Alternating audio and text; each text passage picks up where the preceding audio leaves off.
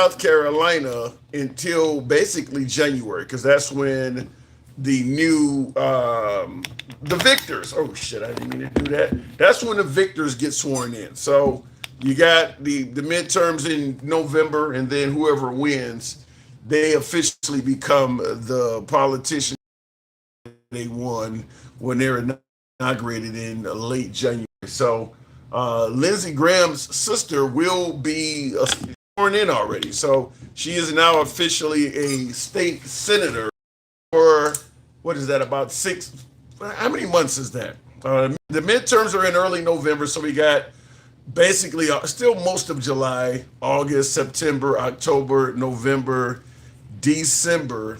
So she got 7 months, a little bit less than 7 months. She will be a state senator.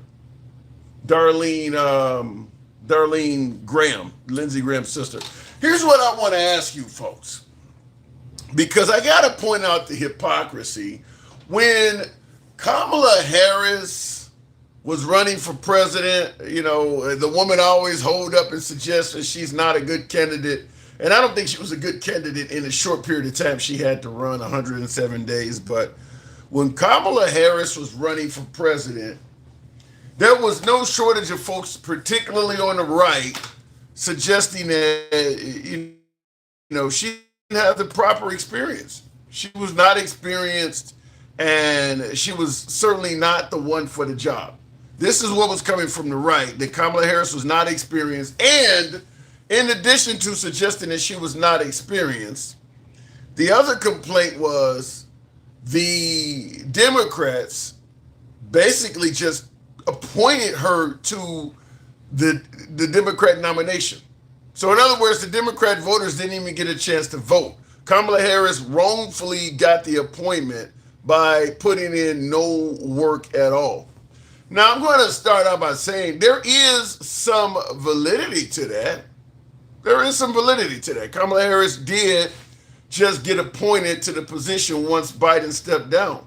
She did not have to work to get the Democrat ticket. She didn't have to work to get that, you know, because normally you got a primary, and she would have had to run against everybody from, you know, Gavin Newsom, Gretchen Whitmer, all of the greatest hits of the Democrat Party.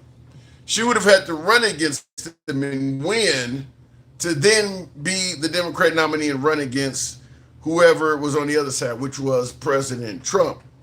So the right had two complaints. Kamala Harris was not, she was not qualified.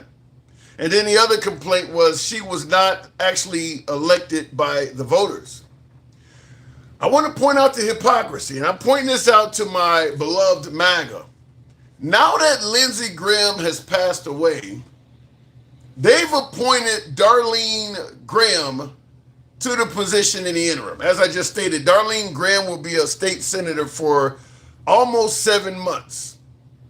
Almost 7 months. She could absolutely end up voting on really big decisions for this great nation. Darlene Graham. Here's a question. What experience does she have? If we're going to suggest Kamala Harris had no experience, how did Darlene Graham become a U.S. senator? She doesn't have any experience other than being related to the deceased. She has no experience at all. Additionally, if we're going to suggest that it was wrong for Biden to appoint Kamala Harris because the people should have had some say-so, they didn't get any say-so in regards to this appointment of Darlene Graham. Lindsey Graham's sister got the position because just like Biden said, I want to give it to Kamala Harris, Trump stated, I think his sister should get the job. That's it. That is it. She has no experience. She was not ran by the people or anything. So I do want to ask about the hypocrisy that's staring us in the face. Why is MAGA not outraged about this? They were absolutely outraged about Kamala Harris getting an appointment without the people having say-so in it, and it wasn't even their own candidate. This is somebody on the right. Why are they not outraged about this? She neither has the experience nor the will of the people.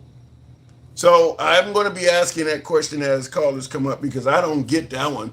How you could be so outraged by Kamala Harris. And by the way, I'm going to say right off the bat, the idea that Kamala Harris doesn't have the experience does not measure up to what her actual resume says. But Lindsey Graham's sister, what is on her resume to qualify her to be a U.S. senator? Other than President Trump stating that he thought she would be good for the job and her being related to the deceased. I don't know what's on her resume to qualify her to be a U.S. senator, and MAGA's not saying a damn thing about it. In 2015, Senator Lindsey Graham chose his hometown of Central as the backdrop to announce his run for the presidency. He withdrew his name before the primary, but by then, the entire country had been introduced to the story of his humble beginnings. The fact that when his parents died, he didn't cut and run. He took care of his sister, and, that resonates. Quite a story. His sister, Darlene Graham Nordone, stood at the center of the stage. It's so good to be home. Telling the world their story of growing up in the small building where now her brother's campaign banner was hung. The family of four living in one room. And our parents ran a pool hall, a bar, and a restaurant in those buildings where they worked long, hard hours to earn a living to support us. That instilled a very strong work ethic and important values in both Lindsey and me. Lindsey became the first in their family to go to college, but tragedy struck. Both of their parents died within 15 months of each other, and Lindsey became the legal guardian for his 13-year-old sister. We lost our parents at a very young age, and Lindsey has been my father figure. He stepped in and raised me and took care of me and was always there for me. And I just don't know what I would have done without Lindsey. He truly means the world to me, and I love him dearly, and I'll do anything I can to help him, and I support him 100%. Lindsey and Darlene's devotion began in a loving home, was forged in a family tragedy, and flourished as a light in their lives. And this is a news report that was just released titled, "Who is Darlene Graham?" Meaning that this is a local news report because the citizens in that area don't even really know her that well. Notice how they're not adding any sort of qualifications to this at all. It's a heartstring story, I get it. Both of his parents died young, and he decided to adopt his sister to take care of her and make sure she had access to his military benefits and things like that. Lindsey Graham comes across as a hero in this story, but there is zero qualifications coming out of this pointing to why Darlene Graham should be a U.S. senator. I don't see anything coming out of this. So I am going to be asking that question. Why the hell is MAGA not upset after all of the stuff we talked about with Kamala Harris not being experienced and not being appointed by the people? Why are they not complaining about this lady getting the job? I haven't heard any. I'm assuming she went to college. I haven't heard anything about how much this one. What happened to DEI? Not diversity, equity, inclusion, but as the right often says, my beloved MAGA often refers to it as didn't earn it. Tell me how she earned 6 to 7 months as a U.S. senator. Tell me how she earned that. She should actually be exactly what the right wants to talk about when they say DEI. Anyhow, in addition to that topic, and I certainly want to talk to you folks about that, President Trump is going to be addressing the nation on Thursday night. All of the analysts believe that it is to promote the Save America Act. You know, Trump really wants the Save America Act to get passed, and he's going to try to make a case on why we absolutely need this act and, you know, how we must secure our election. So we're going to end up talking about that. I'm still to the point where I haven't seen any evidence backing up Trump's claim. I have seen evidence that you could have folks vote fraudulently. Like we talked about the other night, California you can vote in California in some cases without even producing an ID. I don't favor that. I think that all voters should have to produce an ID to vote. I'm 100% behind that. But a state allowing people to vote without an ID does not mean that widespread fraud is taking place. So I haven't seen what Trump is alleging to back that up. So we're going to talk about that.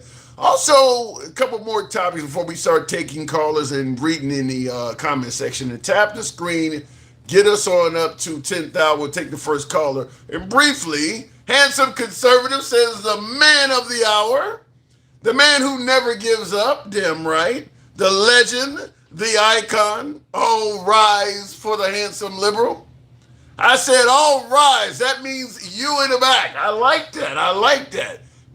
That applies to Colin Kaepernick too, right? Stand for the handsome liberal. Handsome conservative, I do appreciate your support in that. Always those warm welcomes are awesome. I'm about to start clipping those. Some of those are really good. Handsome conservative, thank you. We've had two people lose their lives at the hand of ICE in the last week. One in Texas, if I'm correct, the second one in Maine. Both cases, the deceased was not who they were looking for. Also, certainly with the one in Maine, well, both of these individuals been in the country for decades. They don't fit any definition of rapists and murderers and none of the stuff Trump campaigned on.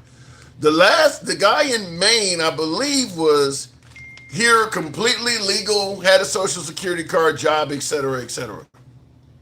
Once again, same story, stepped in front of the vehicle, so we had to blast them. Both of these individuals, they're older men. These are older men. The guy down in Texas was like damn near my age.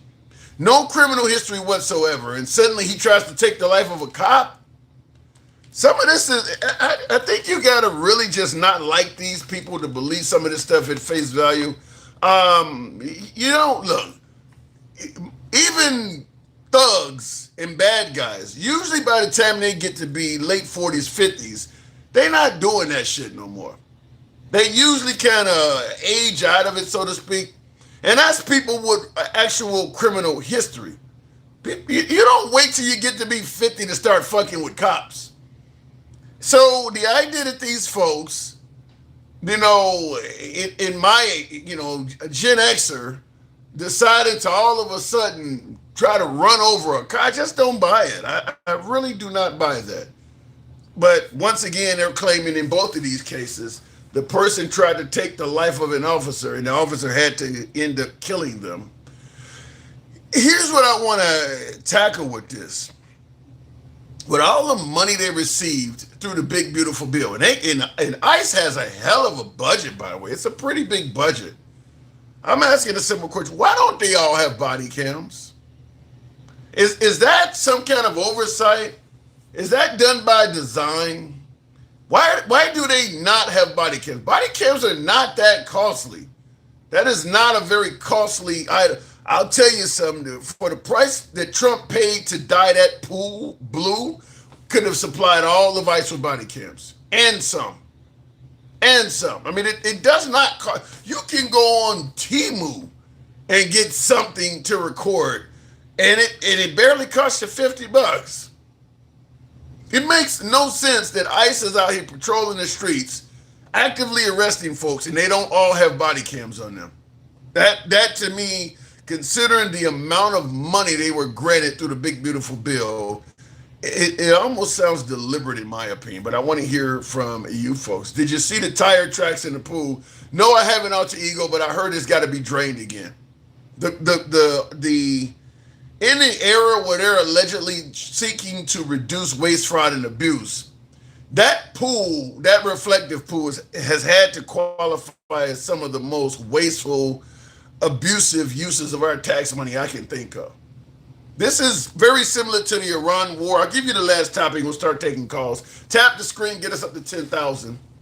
But to me, the reflective pool, and I guess to some degree, the Iran war as well. These are two areas of governance that President Trump and MAGA are giving him credit for in suggesting that a lot of other presidents tried to do this stuff before Trump and failed, and we're going to applaud Trump for finally being the first president to do something about it. The suggestion is that the pool was green and nobody else was, making the pool look beautiful, beautify the pool. And finally, we got Trump.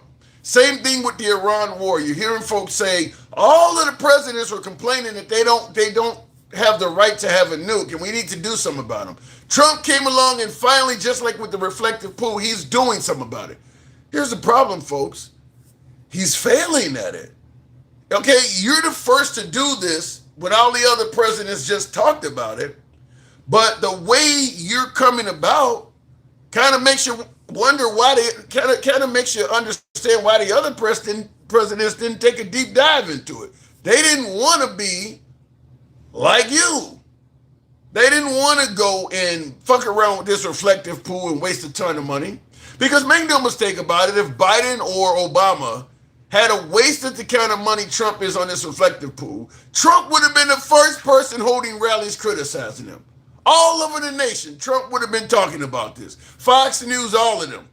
This would have been the top segment on the 5, outnumbered, you name it. Sean Hannity, Laura Ingraham, all of them would have been talking about how much money is wasted on the reflective pool. We've all heard about Solyndra under Obama, wasted money on solar panels, wasn't nowhere near this much. So the other presidents didn't take on this shit because they didn't want to look like you. And of course, the Iran war is really not looking good. We're kind of right now with the Iran war we're pretty much at stage 1. We're basically bombing them every night. It's the same shit we were doing in early February. There's been very little accomplished other than to say, well, we've blown up some shit. We've blown up their Navy, we've blown up their Air Force, but we still having to blow up shit 4 or 5 months later. The man said, President Trump said this war would be over in 2 to 4 weeks. That's what he said in the beginning. It hasn't been over in 2 to 4 months. And right now, as we can see, there's no sign of it, Andy. They're not even talking to each other right now. So the reflective pool and the Iran war are things that other presidents talked about but didn't tackle because they didn't probably want to look like Trump. Last but not least, before we go into taking calls, this is the last topic I want to, and we may end up not talking about this much, but I think it's crazy that it's happening. Somebody is suing President Trump, or better yet, suing folks that are close to President Trump for something that I suppose we cannot refer to as anything but corruption. It's not affecting Trump. But it would have to be about Trump. I want you to hear this if I can get my sound, because this is crazy that I think this is kind of what some folks already know is happening, but a lawsuit is being placed, so now it's out in the open. A vehicle he was riding in. Now, Boosie pled guilty to those charges in August. He was looking at 15 years in prison. His sentencing was November, but it ultimately got pushed back to January. After pleading guilty in August, he was still looking at 15 years. So he met up with 2 men at the advice of his attorney in September. The 2 men he met up with in September is Jack Berkman and Jacob Wall. Now, he met up with them asking for help to keep him out of jail ahead of his sentencing, which was supposed to be in November. Now, the 2 men... I'm just going to explain this. Boosie, for some of my non-hip-hop fans, folks who don't listen to hip-hop, Lil Boosie is a rap artist, a hip-hop artist. He's been in the industry for a long, long time. Lil Boosie goes back decades. I think he's been around since at least the early 90s. Used to perform with a guy called Lil Webby. You may have heard some of his hits, INDEP, Independent. Do you know what that means? He's got some hit songs out. Anyway, he had Boosie Badass is what he goes by modern time. Monique, you're right. But Lil Boosie been around for a long time.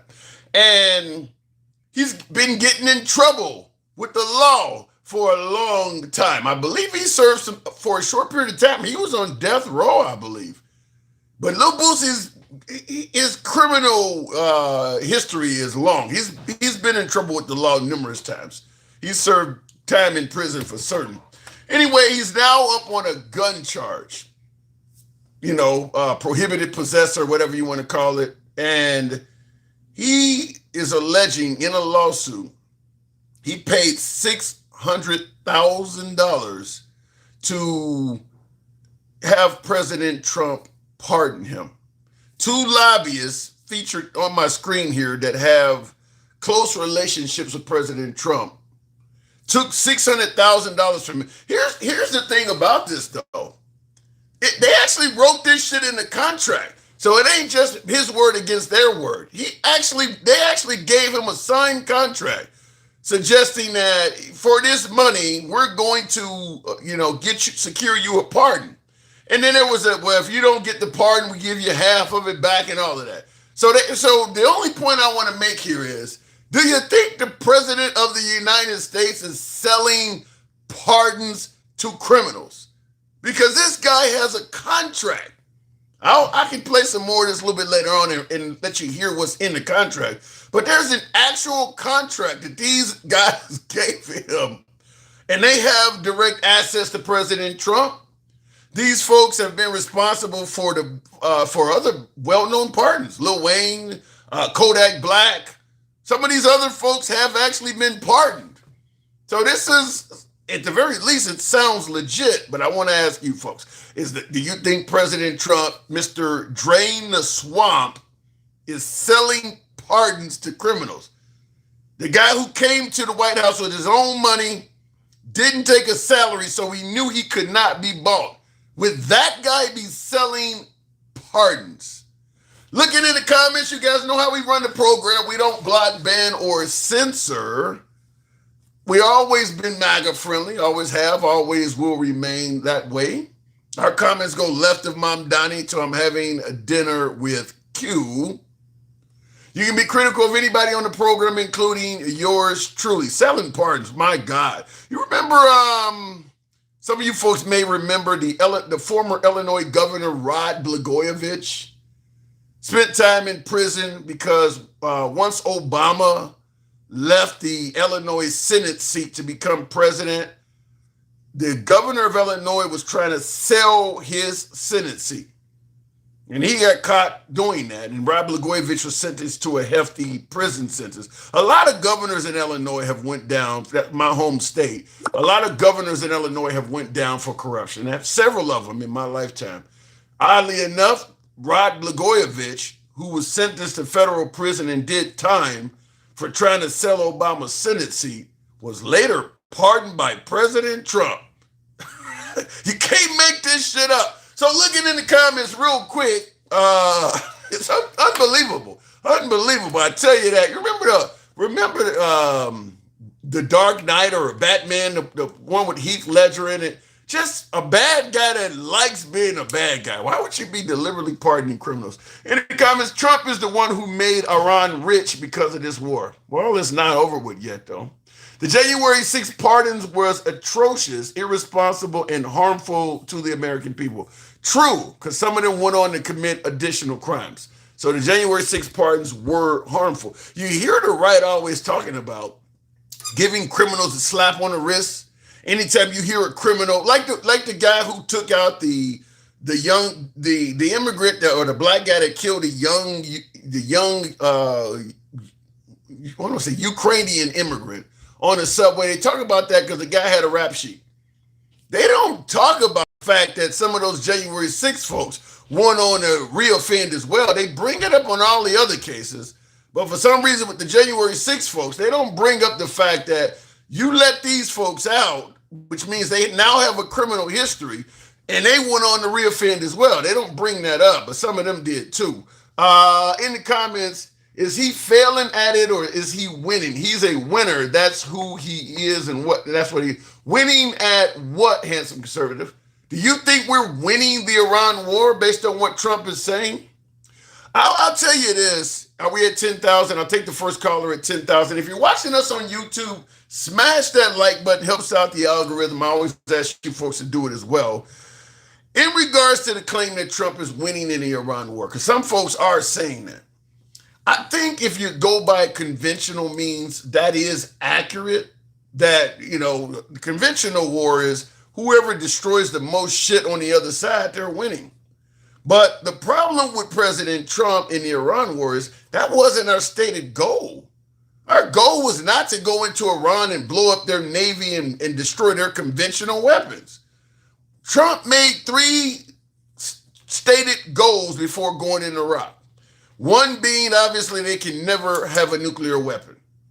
That has not been successfully completed yet. There's no argument there. That has not been successfully completed. Otherwise, we wouldn't be still bombing them.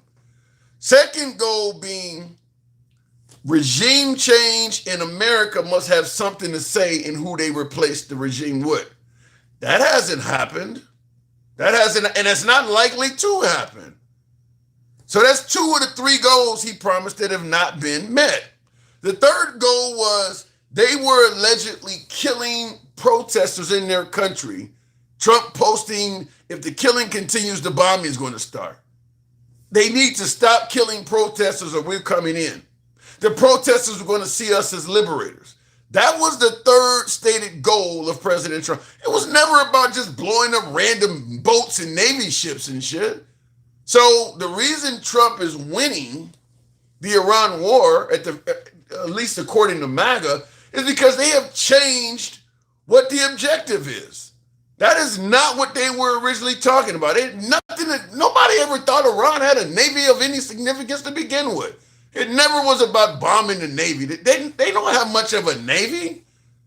Okay, so you took out a few boats. That ain't no big accomplishment.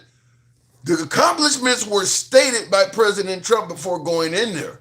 Now that it looks like the accomplishments are not going to be met, we're trying to give him a participation trophy for the shit that he is doing. What do you want? You want an award for blowing up a water desalination plant or blowing up a couple bridges when you control the air?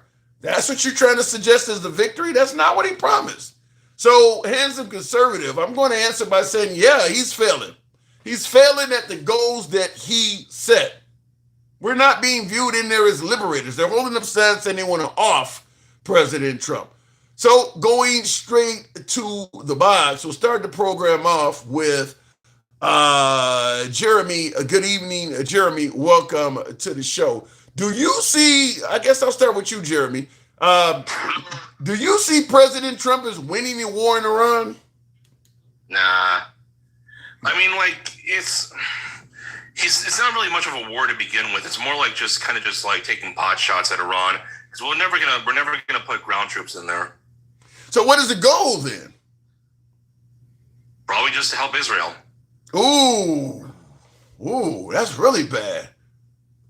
Yeah. So is what he doing beneficial to our nation and the American people at all?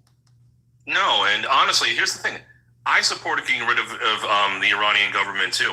And the way I support it is, like I said before, we should have trained up and support and armed their people and had them overthrow their own governments.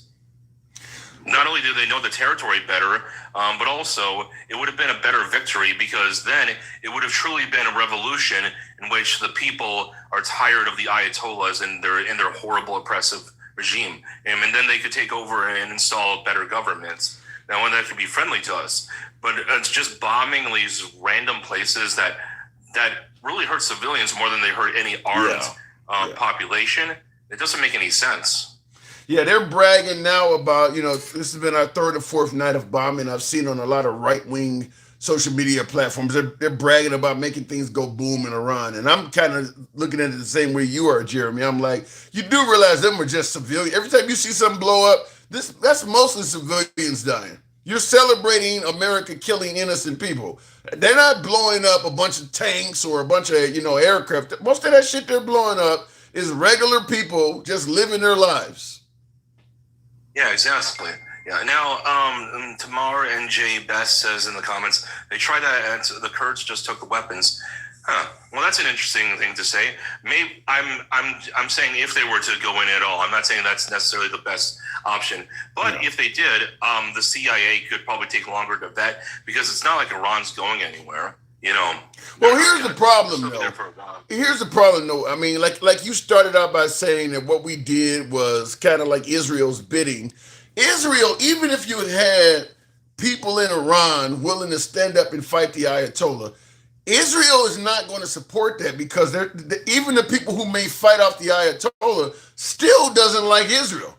So Israel doesn't want to really see any government rise to power in Iran, because even the people who take out the Ayatollah may still come up and hate Israel. So Israel is not going to support America helping any group of people fight the Ayatollah and win, because you're just trading new enemies for us. Well, as long as Israel comes to a deal with the new Iranian government, and perhaps maybe the U.S. can facilitate that deal, where like they tell the Israelis, "Hey, you better come to the table and you better not attack," with the new Iranian government and probably Persian government, I would say, because most people in Iran are Persian. If they don't say yes, then they could have some consequences. If they did that, then they could definitely broker a deal of peace that says that Iran will recognize Israel's right to exist. And they probably aren't going to be good friends, and that's okay, as long as they both realize that, hey, we need to leave each other alone. I don't know. I think Iran has. I think Israel has done so much damage to Iran in response to October 6th or 7th or whatever it is that I think that would be a big challenge to, even with some new faction that defeated the Ayatollah, if that was to happen. I think it would be hard to broker a peace deal between them and Iran, because there's a lot of people that believe what Israel done was way above and beyond anything that would qualify as self-defense. Well, yeah, I don't know all the details about everything that Israel has done, but I definitely think that it would have been easier to do this before October 7th. If that had happened. Yeah, that would have been a lot easier, because it's kind of like how, if you're out at a restaurant with your wife, and then she humiliates you in front of the family or in front of some friends that you're out to a work dinner with, and then you get home and she's like, "I'm sorry, hey babe, do you want to watch this movie together?" It's like, it's not going to be the same after that's done. There's too much. But here's the problem, though.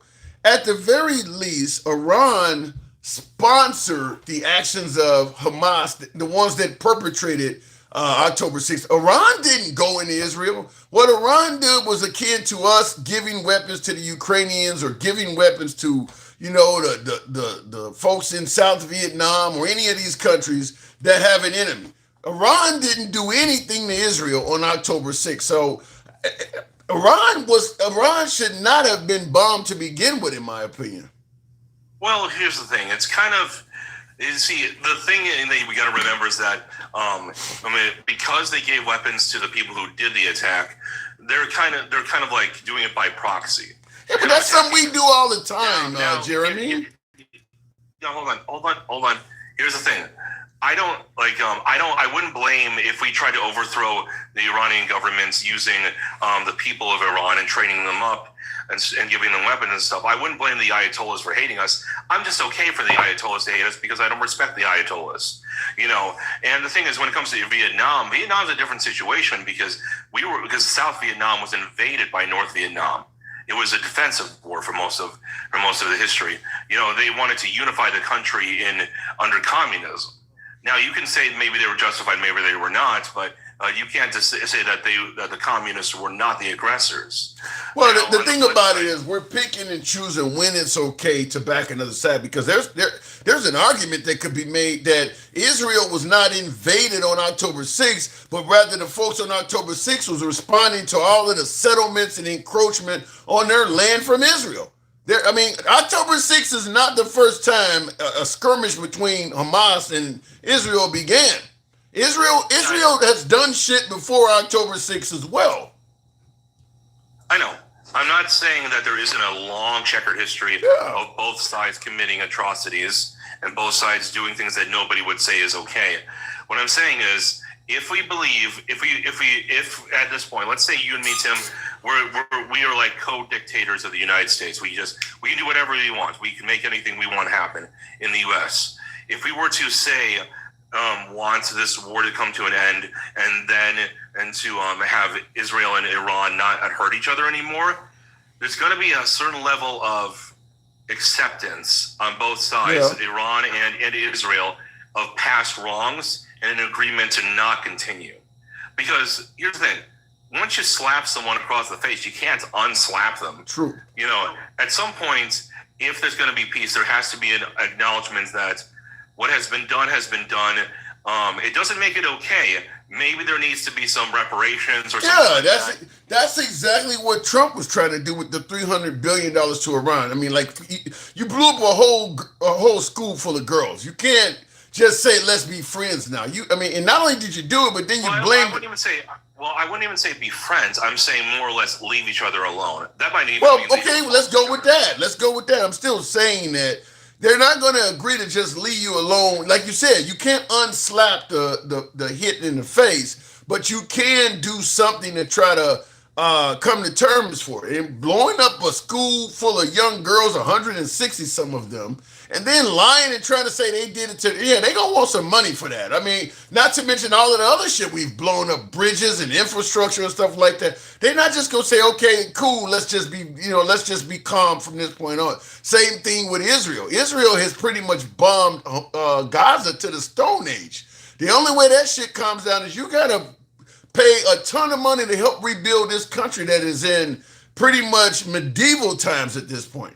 So yeah, if America and Israel is willing to do that, you may be to lean towards some kind of ceasefire.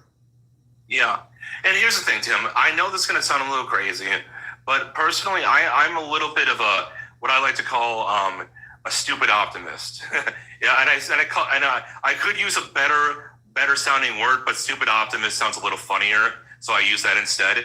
I think it's okay to be a little bit delusional in a dumb way every once in a while, because sometimes delusional thinking leads to better results. Like it's a little delusional to think that we could ever leave our planet and go to the moon, and we did it, and I have a little bit of hope that someday, that the map will show more people in the Middle East getting along than not. I mean, and like I said, it's a bit of stupid optimism. It's a little bit stupid, but here's something that might lift your spirits a little bit and make you move you to my side. Even despite all the animosity that's in the Middle East, you remember the Christmas truce of World War I? Not offhand. Tell me about it. Talk to me. World War I, it was around Christmas Eve. Don't remember the exact year of that it happened during World War I, but the Germans and the English were fighting each other as usual, and they were in their trenches. Then the Germans started singing the original German version of Silent Night. So in other words, they had a truce to honor Christmas. Yeah, they not only that, they actually had a full day where they did not shoot at each other. They even played a soccer game, and there was exchanging of gifts. I don't know about that part. I'm not even joking. I'm not joking. That literally happened. You can look it up. It has been proven in plenty of historical texts. Well, we just did that. We actually just did that with the Ayatollah's funeral or whatever. We actually agreed to not bomb them on that day, and we honored that. We did it soon after, but the day they were in mourning for the Ayatollah that we killed, we actually gave them a 1 day or 2 day truce or whatever it was. So yeah, I get what you're saying. It does happen. And real quick in the comments, somebody said something that I think really applies in this case. I think it was Pimp Furback said if the colonizers leave. I'm thinking of that but hear me out. When you talked about maybe one day being a stupid optimist, I believe is the term you use. One day the map showing that there is a little bit more peace in the Middle East. I gotta agree with him. A lot of the ruckus is because of Western interference. We tend to bring conflict with us. Not to say that Middle East will be totally peaceful on its own, but we do get involved trying to exploit minerals and resources and shit, and we cause a lot of drama.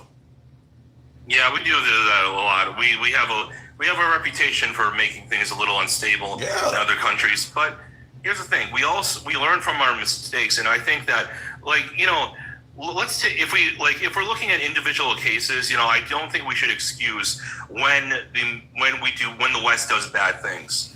However, if we were to zoom out for a little bit and just see the history of the West in general, we have been probably the best self-correcting experiment that there ever has been.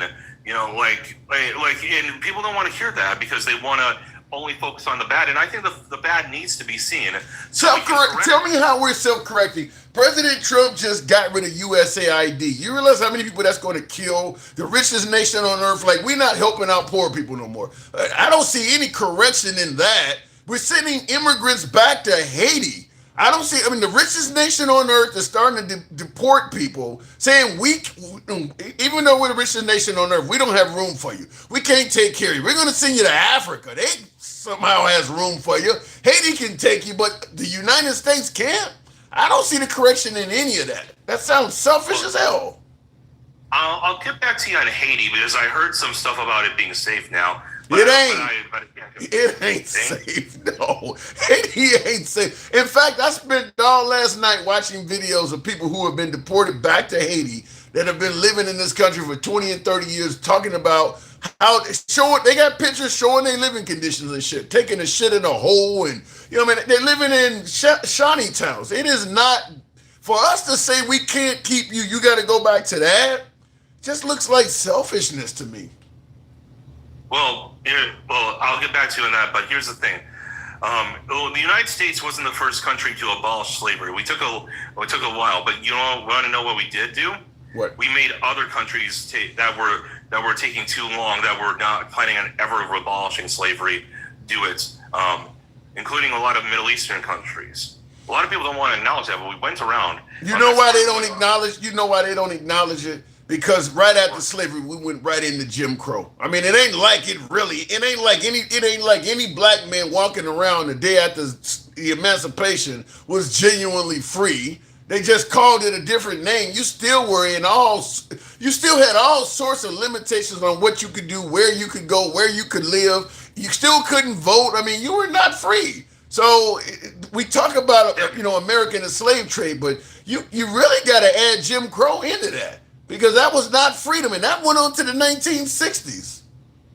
Well, that was a form of oppression, but I don't think it was on the same. Yeah, it wasn't bad. Yeah, it wasn't as bad as getting shot in the leg. Ain't as bad as getting shot in the face. I agree with that, but it's still getting shot. It was definitely wrong. Yeah, but Tim, terrible. But Tim, most countries were racist for a long time. Tim, that doesn't make it right. I'm not saying that. What I'm saying is that it's, you're not looking at it, I think, in the most. You're not getting that. Listen, when you got motherfuckers fighting on behalf of our freedom in World War I, you mentioned that earlier, and they got to stay over in France or in some European country because they don't fell in love with a woman, and it's against the law for them to be with that person in the United States. That just no. This person is fighting and willing to die on behalf of the country, and they can't come home with their newfound wife because the country is too racist to accept them to. But it's okay in France. It's okay in Europe. So even though those countries may have done some of this stuff, they clearly came out of it before we did. Unless you want to compare us to third world nations. Well, why not compare us to third world nations? They exist. Because we claim to be better, Jeremy. If you got to compare us to North Korea to make a point, you're kind of losing the argument. We claim to be civilized. We claim to be the moral fiber. But then when you're looking at what we do wrong, you got to compare us to dictatorships and third world countries. Why not compare us to Western Europe, Australia, New Zealand? Why not compare us to first world free countries if we're so free in first world? In a lot of ways we did do a lot of stuff. Now, we could go on about this forever, but what I'm saying is that it's the West, not just the United States, but although I will give a lot of credit to the U.S. because we are the powerhouse of the world, we have made better strides in the world than I think almost every other country, and I think humanity as a whole is something to be cheered on and seem optimistic about. And again, that's the stupid optimist in me. But again, it doesn't and Tim, let's be clear here. You're a black man, so I think so. But it depends on if you ask Gangsta Grandma. But go ahead. yeah. Well, she's white, so who cares? Oh anyway. My God! Keep going. Go ahead. Anyway, look. So you have a natural connection to people who were mistreated in the United States for hundreds of years. You have you probably have family who were slaves and family who were oppressed by Jim Crow. Am I right? Absolutely. Yeah. So I understand that you wouldn't want the memory of what they went through to just be dismissed, like, oh yeah, well that's over, get over it, Like I understand that, and so I see why you're so passionate about this. If I was like Jewish, I would definitely be like, well, you can't just pretend the Holocaust didn't happen, or the pogroms in Russia. So what point are you trying to make? I don't get your point in this. I'm trying to I understand and where you're coming from, and I understand there's a little bit of a pessimistic view to you, where you see like all the cruelty, and there has been tons of cruelty to look back on, valid cruelty to look back on, of the world mistreating everybody. But I think that you need to. I think that if you only look at it through that lens, you're missing the forest of the trees. You aren't seeing the whole picture. You don't see that every so many years, every so many decades, things get better. Things get better or with time. Yeah, I don't disagree that things get better. I think right now, though, I'm going to be honest with you, under the Trump administration, I think some of those betters are being reversed. I just mentioned USAID. That's absolutely hurting people. Our deportation methods, that's absolutely hurting people. People wealth and families, generation, all of that stuff, we're hurting people. The stuff we are doing is absolutely hurting people. Yeah, no, I don't disagree. My thing is this, we oftentimes have these little steps backwards, and progress can be somewhat slow sometimes. I see this is not slow progress. This is literally reversing progress. I got to wrap it up. Go ahead and give you the last word. I got to make your point because I do got to move on for time. I will say, think about it like stocks, and think about it like putting your money in the S&P 500. There are plenty of times where it dips. There's even been Black Mondays and stuff like that, But overall, 90% of people who invest in stock get higher returns long term. Long term, if you zoom out, it almost always works out better. So that's all I got to say. That's a good point. Just join me in being a stupid optimist, because who knows what 100 years is going to look like. All right, I'll leave it at that. Appreciate it, Jeremy. I don't know if I can afford to be a stupid optimist. I mean, I'll just say this. He is right. Oftentimes if you invest in the stock market, eventually things turn out well, just like with 401k or 403b or whatever. You invest, it's kind of like a roller coaster, but ultimately you do end up profiting. But right now, to me, if you want to use a stock market as an example, this is the example of a stock market during a period of time when they were discovering what was going on at Enron. Yeah, it may get better, but right now we're in that period of time. I think that when you look at how we are devolving, in my opinion, with some of the things we're doing to other, he's right. America has helped out a lot of countries. There's a lot of countries we've hurt a lot of countries too, but America has done a lot of good in the world.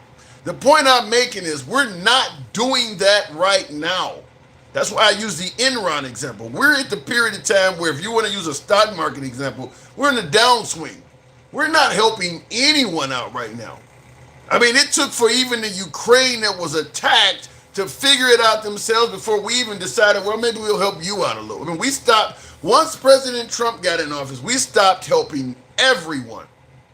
So we are not the do-good country that we were of years of presidents past. We are not helping anyone out right now. We took a stance that we're going to be selfish to all. Tap the screen. Help your boy with the hat, mustache, TikTok cap goals. I have not solicited that. Show your boy some love. Continuing on with the program, Trump is going to be addressing the nation on Thursday. The belief is that it's going to be to promote the Save America Act. So we got to talk about that for obvious reasons. I've made it clear that I'm down with Trump on the Save America Act if he can show actual evidence for its justification. I don't believe in passing legislation based on speculation, but if you can show actual evidence that people are, Trump has been alleging widespread election fraud since he came down the golden escalator in 2015. It's been over 10 years. You should have proof. You should be able to present a ton of evidence at this point to make your case that you've been stating for 10 years. Then I'm down with the Save America Act. But if you can't show proof, I don't believe in passing legislation for, one is too many type things. No, you got 150 plus million people voting. You should be able to show thousands of arrests of people voting illegally. He's talked about multiple different ways of how a person can vote illegally. Show us some evidence, and there you go. Tap the screen in the comments. Walter Wright says, don't get played, Tim. That happened during my first marriage. Can't avoid it. I'm a man. I get played occasionally. Tap the screen. Get the likes up to 20,000. A lot of lazy hands in here. If you're watching us on YouTube, smash that like button. I certainly need you to do that with the algorithm. If you enjoy this type of dialogue from all sides of the aisle without anybody being blocked, banned, or censored, it's going to take for you to smash that like button, because I'm going to be honest with you, the apps don't always like that. The apps does not always like it. So tap that like button. In the comments, I'm going to have to put on the spectacles to read this. There are not, what does that say? There are two extensive reviews of voting, both by the Cato Institute and the Heritage Foundation, and neither one of them found anything significant. Those are not liberal companies. True. That's the point, is that Trump, when asked to prove his claims, cannot make them. You know, Dominion voting machines, we showed that they can be hacked into. Okay, but you got to show they were hacked into. I mean, any locksmith can show you that the lock on your front door can be picked by a savvy thief. That don't mean it's going to happen, though. You can't just jump up and say if something can be done, it will be in mass quantities. That's what Trump is trying to suggest, and he has MAGA doing the same thing. If I see the proof of it, I'm on his side, but I'm not seeing it right now. In the comments, Trump is an inept, delusional psychopath. Yikes. I think he's wrong about that. I remember hearing stories about the French singing the Christmas carols, but not the English. Okay, you guys are talking amongst each other. Tap the screen. This will end and all of it being decimated. We spent centuries denying our imperialistic ways. Now you cool with it because it's happening under your political party. There is certainly some of that, Denkel. Absolutely some of that. Undeniable. Tap the screen, get us on up to, I just made a mistake and hit something I'm going to have to clear, but tap the screen, get the likes up to 20,000. We'll take the next caller at 20K. In the comments, the government already controls what you pay for gas. Wake the fuck up. True. I mean, there's a lot of validity to that. Are people sleep on that, though? I mean, look, Trump promised to bring down the price of gas on day one. Either he's going to do it or he isn't. I mean, you can't come up with all kinds of other reasons. The man said he could do it on day one. Either he's going to succeed or he's going to fail. Trump loves Putin, kisses him in the mouth every time he sees them. God damn, you guys are brutal. In the comments, we can't even keep our damn streams and rivers clean, let alone help a nation be peaceful. We can help them warmonger. I mean, look, it would be one thing if you took a nationalistic approach and said, well, fuck it, I'm not going to get involved. But if you're going to get involved, then try to do good. I mean, Trump has actually bombed, I think, over a half dozen nations in the last year and a half. That don't sound like we're going to focus on America first. Marty Marr, thank you for the hat and a mustache. We'll go to Mike, the boss. Good evening, Mike. Welcome to the program. What are you chirping about now, says King Finn? Talking about the state of the nation. The country's being ran quite well, ain't it, Mike? The nation's being ran quite well. Hey, man, listen. I heard you talking about what are they doing well when you talking about Johansson conservative. You talked about what are we winning. Now, there was a long time you used to say that shit, and I used to push back on you saying, but Mike, he's winning. But Mike, he's winning. I've never said he was winning. What definition did I give to suggest he was winning? Because like I said, you were just saying he was winning. I don't know. I think if you want to judge Trump winning the war by who's blowing up the most shit, he is winning. But that's not his stated goals. But he is winning a traditional war. A traditional war is won by who blows up and kills the most shit on the other person's side. He is winning that, but that's not the stated goal, so why we went over there? I understand. I understand that. I've been trying to get your ass to understand that. Every time, no, listen, hell no. You wrong on that one. I've been clear. No. People in the comments know exactly what I'm talking about. That's been around for a while. I've been telling you, because you classified what you just said as winning, but then your pushback is, if that's your definition. I've always talked about the definition. I've always said, if that's your definition of winning, then hold my beer. Because if I have to say, if I say I'm going to slap the shit out of somebody and I go do it, that doesn't mean that I'm winning because I said I would do it. That's not how it works. Well, that's not how it works. I think Trump would be winning in the eyes of his own stated goals if he was doing what he said the objectives were when he went over there. He's, bragging about the Navy is at the bottom of the ocean. And like I said, nobody ever expected the Iranian Navy to put up much of a fight. I mean, nobody, you never even had a discussion on how powerful the Iranian Navy was. That everybody knew that could be accomplished. That ain't some sort of great goal that you sunk the Iranian Navy. Boo-hoo, so what? They don't have one to begin with. Listen, hey, at the end of the day, we're right back. I told you there's only two ways out of this. You're either going to go all in or you're going to eventually walk away. He's trying to walk away. Yeah. He's trying, but he gets pulled back in. Now, the interesting part of what happened, I was going to bring this up. I don't know if you saw did you see his comments on Lindsey Graham when you heard that the FBI was investigating? They raided his house the other day. Did you hear about that? They raided Lindsey Graham's house? Yeah, you didn't know that? I haven't heard that. I've been listening. Yeah, they went on in. They went on in, Tim. They went on in. Go ahead and ask your girl. What were they trying to get? Well, according, they just wanted to make sure there was no foul play. And Trump says that the FBI is wasting their time.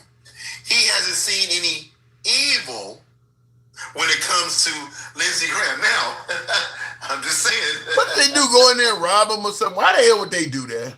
There's got to be a hidden goal in that. Well, yeah. Listen, Tim. Sometimes we say this all the time. Sometimes they talk too much, right? So why would Donald Trump suggest there's no foul play? Who suggested in his orbit that there's foul play enough for the president of the United States to address? Tell me, Tim. It's a good point. It's sounding sort of because he talks too damn much.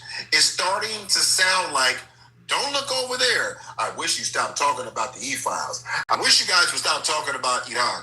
I wish you would stop talking about the thing. I'm Tim. Hey.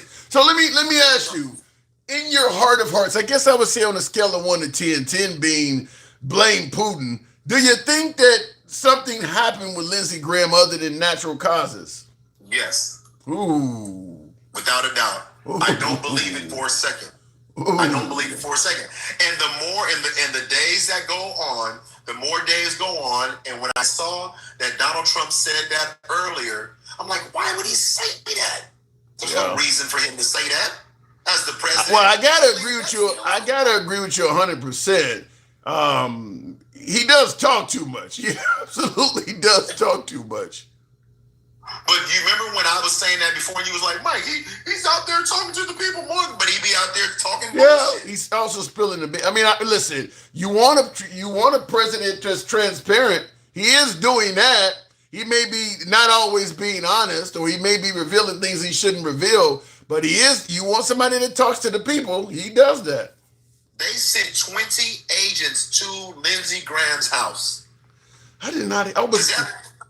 Well, I've been listening to. Yesterday I was not on, and both days I worked just listening to music all day. I didn't listen to the news as much these last couple of days. I did not hear that. I would have went live for that. Wow, that's crazy. What are we talking about, Tim? So they try to either he's trying to deflect, or he's trying to look into it deeper. But it sounds like at the very least, Trump also believes it's at the very least a possibility that somebody got to Lindsey. I mean, what are we searching his house for if he just got cardiac arrest? What are we talking about? Why would they let that go public? Damn. You can't stop 20 agents outside his home from the public. Well, his wife is. I'm assuming his wife is a friend of the Trump camp. You can't have. Whose wife? Whose wife? Lindsey Graham. No, he's not married. He's not married. Never. His sister. His sister. You're thinking about Mitch. Yeah, I'm thinking about but yeah, the other dead motherfucker, the Asian girl. Drive. Yeah, the Asian girl. But I mean, in Lindsey Graham's case, his sister, who just got appointed with no experience, I would assume, and that's a whole. That was part of our topic today. They complained that Kamala Harris didn't have experience, and the people had no say so, and her getting appointed to the top of the Democrat ticket. They ain't saying shit about Darlene Graham. She ain't got no experience, and the people didn't have shit to say for her. Now she's a U.S. senator. MAGA ain't saying shit about that, even though it fits exactly the narrative that they were complaining about. They ain't saying nothing about that. They say shit about it. And by the way, Alter Ego, how do I know that they're not, would you say, how do I know that it isn't retrieving classified documents? Because the FBI said it was looking into the unalignment of Senator Lindsey Graham. That's how I know. I mean, what, bro, you just think I'm just saying that shit to be saying it? Just look it up. Just look it up. But again, listen, Tim, why we ignore our normal sensibilities is crazy to me. Man, if somebody got to Lindsey Graham, though, you know what you're saying? I mean, he's not quite ahead of, well, he is ahead of state when you look at it, almost ahead of state, but that's still a significant player for an adversary to get to. I mean, we would have to respond to that, wouldn't we? Well, I don't know who got to him or how. I'm not saying who or how. And what I mean by, was it self-unalignment? Did he take something? He just got back from Ukraine on the 10th. Yeah. Jeez. Now, you and I both know, and he got an active warrant out in Russia. You know that, right? Yeah, I heard about that. So he got an active warrant out in Russia. He been popping shit to Putin and said he'll be satisfied when all Russians are expelled from Ukraine. He been popping that shit, talking shit, and we know how they get down with the chemicals. That's not far-fetched. If you leave some draws or you touch a doorknob around that bitch, you might be gone. We know that too. Yeah, they've done that to several people. Yeah, the Russians are known for doing that. So is it far-fetched for him to be over there, come back, and unalive 2 days later? Is that far-fetched? Let me ask you this way, I guess. Then, let's say, for instance, they were able to definitively prove that the Russians got their hands on Lindsey Graham.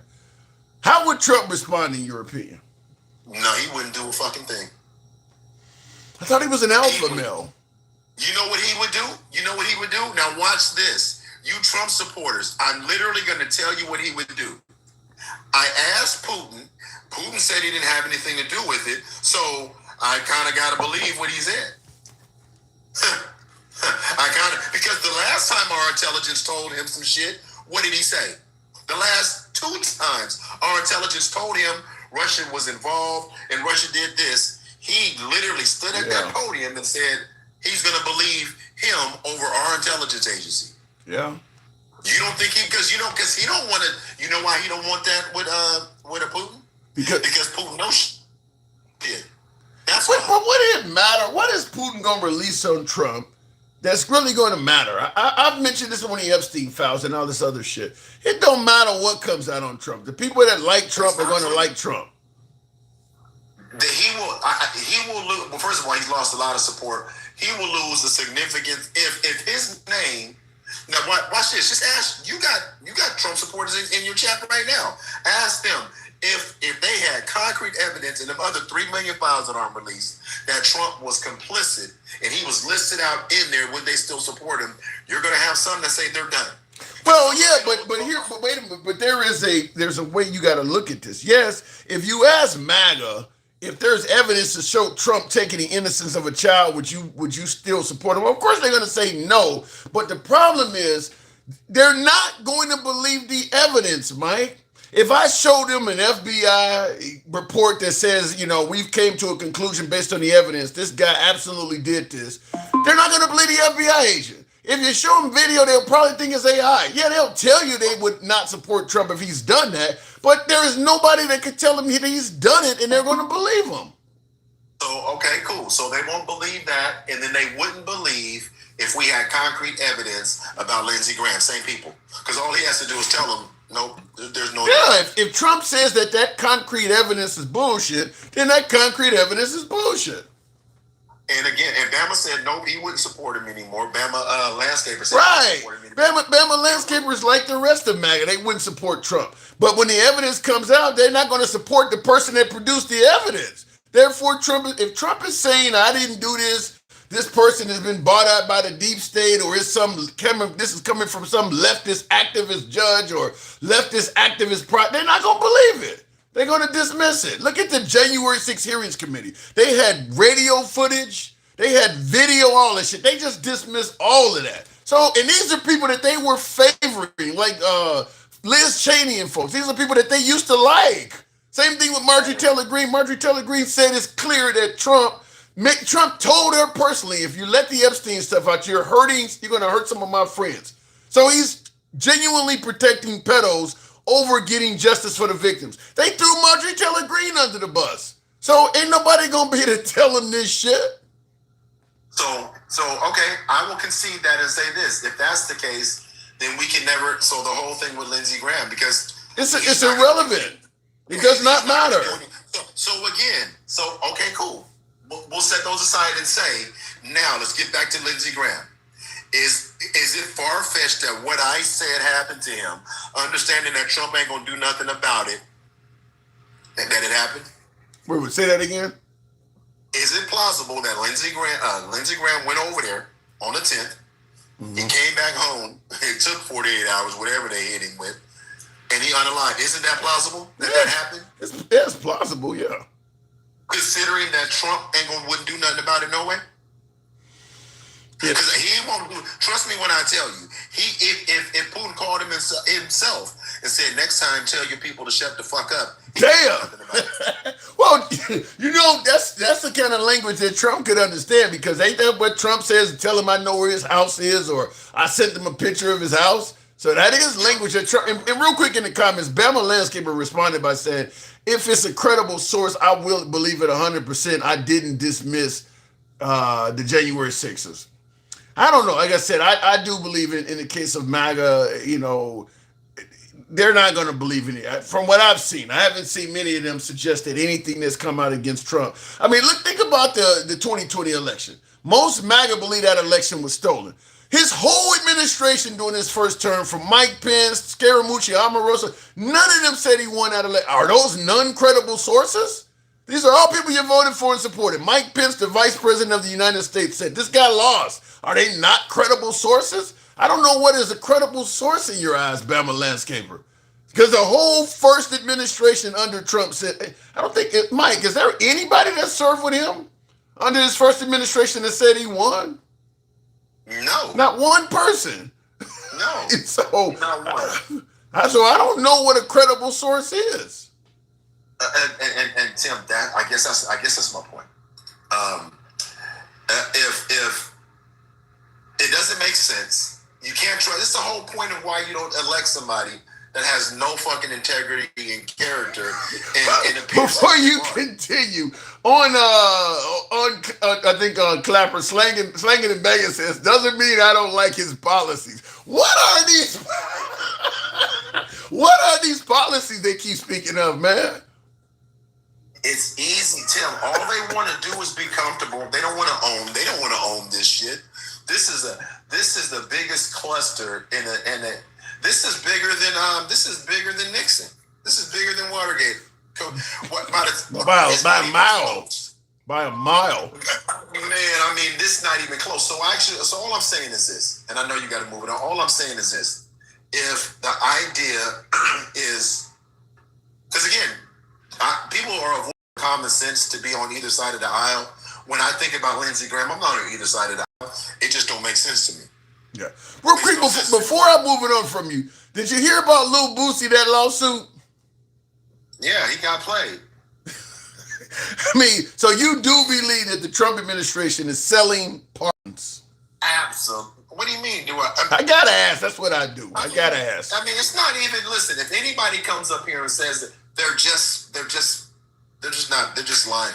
I mean, it's obvious that he's selling pardons. How is that not? Listen, I know the Supreme Court gave him immunity when in conjunction with the position, but how is that not corrupt? That clearly, they didn't give him immunity to do that, did they? I mean, that would be a crime, wouldn't it? It would be a crime. It would be a crime. And if I'm not mistaken, as we're sitting here, I think a judge just ruled that him and his family cannot have immunity from the IRS. Yeah, they did. That whole deal he made. They're saying that, in fact, she's trying to get it's a female judge. She's trying to get the lawyers in trouble too, because that's one of the guys he's about to appoint. I think that's the dude that's going around firing everybody.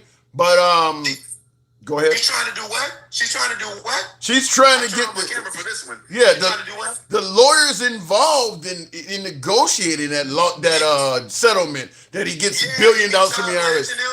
Yeah, she's trying to go out. She's trying to have him brought up for review as well. Of course she is, because these people are putting their law degrees on the line like the rest of those attorneys that we talked about in the first administration. Yeah. What in the hell did they think was going to happen, Tim? So you said you said they may go by way of Rudolph Giuliani because he got his law license tossed out completely. Ennis Chesborough, Jenna Ellis, Sydney, all of them. Yep, Sydney and the same thing's about to happen now. All of them, and I want they ass chasing buses and ambulance for the. They ain't going. These people are rich, Mike. They may not practice. I mean, just like Giuliani, he's not. Look, he's 80-some anyway. He's almost Mitch McConnell at this point. So he don't. I mean, they don't care if they can't be lawyers. But it is embarrassing. Yeah, it's very embarrassing. And Todd Blanche ain't that damn old. He's not that old. And by the time they Pam Bondi probably got that in her future too. Yeah, and when they start getting hit with all these civil lawsuits and stuff, yeah, it's coming. Well, what kind of pardon can Trump give them going out there? I assume he's going to get this really widespread pardon. We know he's going to leave some people behind. Some people going to get fucked over this, work with him, and they going to be easy food for the Democrats. What about me? Yeah. Yeah. They going to be the white version of we vote for Donald Trump. Some of them gonna be like that. Some of them that done shit for Trump. Yeah, he ain't gonna pardon them, and they gonna get got. And then some gonna get hit with state charges, and then some gonna get hit with civil lawsuits. And by the way, he had E.G. got her money today. Oh, she got paid the $5 million because the 80-something is still being fought. She got the 5, as Martin would say. I'm not paying the 5. She got the 5, and she got the 83 on the way. But the 83 is still in court. He's still trying. Here's the crazy thing is he's trying to use that immunity defense to say the shit I said about her for the $80-something million defamation case. I was president when I said it at the time. Therefore, I should get immunity from saying all kinds of crazy shit about this bitch. That's crazy. Correct. But they don't try anything, and I want them to get every nickel and dime they can. And Todd Blanche and all of those guys and the other one that's on the appellate court, they're going to get his ass too because they all lied and they all... Is the $80 million, because the $5 million to appeal, you had to put it in an account. And that way, Trump had no access to the account. Is the $80 million sitting in an account somewhere too? Yep. Trump may go out to the fucking bank. You get his bitch this money and you going to have... FDIC going to be coming here tomorrow. You get his bitch this money. I'm surprised he let her give the $5 million to her. I'm really surprised she got it. And that's why I was in that 83. Remember, he had to get the bond from that one company. Well, he could stop it. He couldn't stop the bank. What he could do is threaten the bank. Okay, look, we got an appeal going on. The judge has told you to release this money to you. Do that. The FDIC going to be in here fucking with your bank. That's what I'm saying. I'm surprised he didn't threaten the bank. And again, he can threaten the bank. That's just another lawsuit. Does he care? Well, here's why the bank cares. Because the bank cares. If the bank doesn't do it, then the judge is going to say, then they're going to be in hey, sorry, dude. You can yell. No, but I agree with you, Mike, but we just mentioned the lawyers and shit. People are throwing away their careers and shit for him all the time. I mean, Lindsey Graham, part of the Three Amigos with John McCain and Lieberman. Lieberman and McCain went out with respectable reputations. Lindsey Graham, not so much, and it's solely because of that connection to Trump. I mean, he really hurt his legacy by doing that. And it is what it is. It is. Listen, I'd say this about anybody that's still, if you hit your wagon to that and it runs off a cliff, you're supposed to be off the fucking cliff. I don't know what else you want from people. People are talking about, people want to memorialize him in a way that he didn't live. At your eulogy, Tim, nobody should stand up and talk about you in a way that you didn't represent. But we do that in our own community. My son was motherfucker that went out and sprayed up the whole block. My son was a deacon in the church. He was just turning his life around. This motherfucker got 6 bodies, and the mom is up there talking about he about to become a deacon. We do that all the time. And she's full of shit too. Yeah. And she's full of shit too. Sit your ass down. He wasn't shit since he was 17. Don't try to make him seem like an angel now. Yeah. He lived the life he led, and just be quiet. Just sit up there, throw some flowers out, throw some dirt on his ass, and move. But don't sit up here and try to. I'm like this in real life. Like I'm at family funerals. Don't get up there and say my uncle was all of that. He wasn't. Yeah. But if he was, say it. That's what a eulogy's for. Yeah, but Lindsey Graham wasn't shit. Well, and listen, if any Trump supporter got a problem with that, remember this: when Rob Mueller died, Donald Trump said, I'm glad he's dead. So make sure you keep your shit balanced before you start checking on people, because that's exactly. I disagree with you partially, though. I believe in years past, Lindsey Graham was a respectable senator. When he was working, as I mentioned, with John McCain and Senator Lieberman, he didn't. The last 10 years or so under the stuff Trump, just in regards to just trying to follow Trump and get power, he changed it to a different politician. In fact, several of them have done that. But in years past, he was a regular conservative. People don't know he wasn't. He had that shit suppressed. Tim, listen, you don't change this way if it wasn't in you. You don't wake up one day and become this demon if it wasn't in you already. He was suppressed because he wasn't as comfortable saying that shit. Because everything we said about Trump, he said. Everything we said about Trump, he said. Yeah. But now look at him. It was already in him. He's going to fall in which way favors him, and he doesn't care if it's at the detriment of people. If he was still here, he's been the one in Trump's ear talking about obliterate Iran and to continue to support Ukraine. He's been in Trump's ear. I disagree with you on Lindsey Graham for the simple fact I believe power corrupts people. I think if you offer enough power, enough money, you can corrupt what otherwise might be a decent person. I think Lindsey Graham at one point was a decent politician, because I think John McCain was a decent politician, and that was his mentor. Because even Meghan McCain, John McCain's daughter, she even said that. She's like, when Lindsey Graham started defending Trump after January 6th, she's like, I don't even know who this man is. I viewed him like an uncle coming up. Him and my father and Lieberman, they hung together. Like, I don't even know who he is anymore. So she even saw a change in him, and that was somebody that she had a close relationship with. Sure, but it goes back to what I said earlier. If John McCain was his governor in life, if John McCain was the person that kept him treating now, just like as you raising your children, or if you pass, your children might do shit they wouldn't do if you were here. Right. That shit happened again, but they didn't change overnight. I think we're kind of go semantic. To me, it don't matter what's in you. It don't matter what's in you. If you don't act on it, look, you could be thinking all kinds of horrible shit. If you don't act on it, I'm not going to attribute that to you. Correct. I don't disagree with that. And then he did. Yeah. Cantor, have one for me too. Last thing before you go. The SAVED Act is horrible.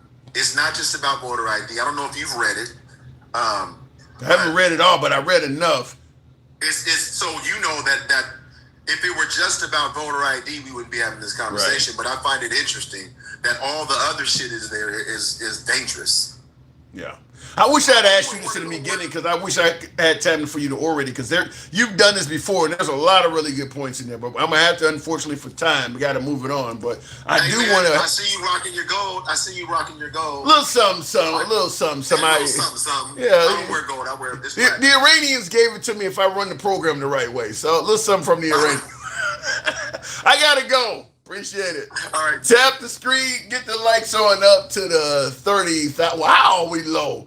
A lot of lazy stuff. We should have been at least at 40. Come on now. I help people out there had mustache, TikTok cap goals as well. But certainly tap the screen and get the likes on up. And we'll hold off on that. We'll go to the next comment.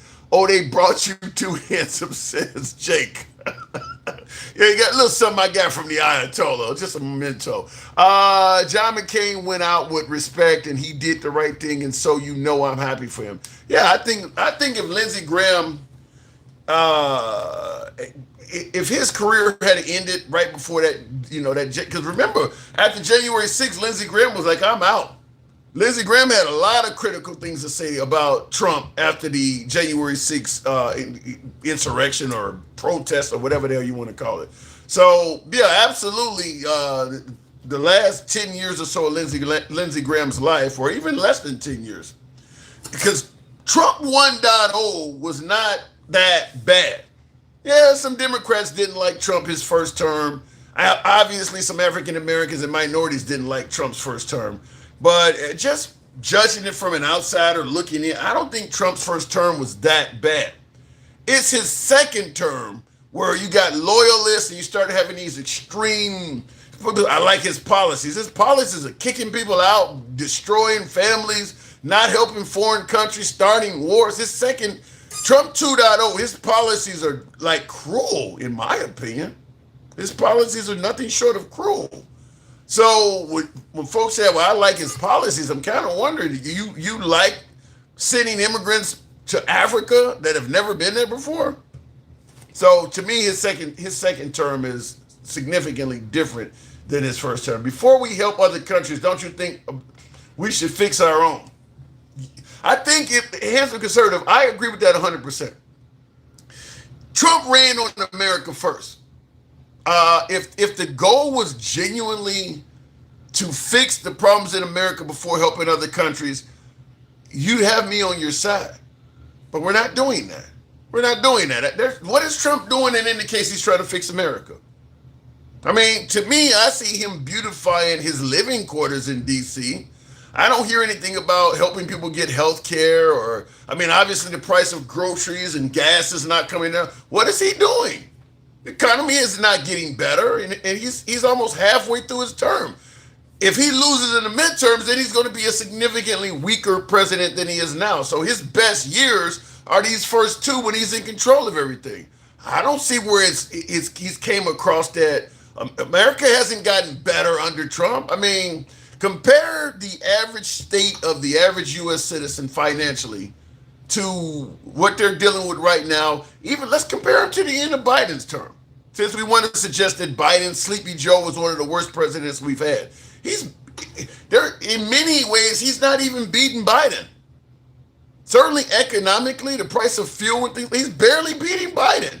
And MAGA suggests that Biden was the worst we've ever had. So I don't see how he's taking care of America first. Handsome, you says, well, if America is as bad off as you say, then we would not be able to help other countries. Trump says America is, what did he say, the Gilded Age? Trump is making America sound like it's doing awesome right now. As he said after being questioned how he could make $2.2 billion in a single year, his response is everybody's profiting. I'm just going to tell you, in my opinion, based on what Trump's saying, he comes across as somebody who's out of touch with what the average American is going through. He looks at his own financial success, I suppose, and expects everybody else to be doing something equivalent. But the man promised to cut rents in half, to cut your energy. I got some pretty strong quotes from President Trump that has not been lived up to. He said in the first year he would cut energy prices in half. How much your light bill, your gas bill at home. He said he would bring down rents. He said he would lower grocery prices on day one. He said he would bring down the price of gas. He ain't doing none of that stuff. So when you say he fixing America first, I'm going to ask you, what has he done to indicate that he's even trying to do that? Taking over Cuba, taking over Greenland, bombing Nigeria and Syria and Iran. That ain't fixing America. I don't see any of that in there. And I want you to hear something. I didn't play this earlier, but tap the screen, get us up to 40,000. We'll take the next caller shortly. I want you to hear this clip because I think this is Chris Cuomo, formerly of CNN. So take it with a grain of salt. I know some of my audience does not have any love for Chris Cuomo. He's the brother of former New York Governor Andrew Cuomo, but I want you to hear the point he makes. Breaking news, Mike Johnson, who rules by the good book, must have skipped a few pages. He says the Pentagon needs $350 gazillion because they need to fight communism on our shores.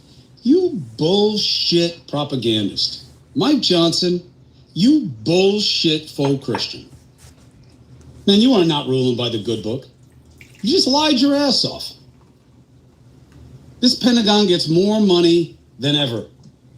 You wasted it on a foreign war that was never strategically or tactically going to get us where we need to be. And now you're saying they need $350 billion, whatever it is, to fight communism on our shores. Really? I mean, when do the boogeymen stop? When do they start respecting that you're not an idiot? Why don't you just say to kill Democrats?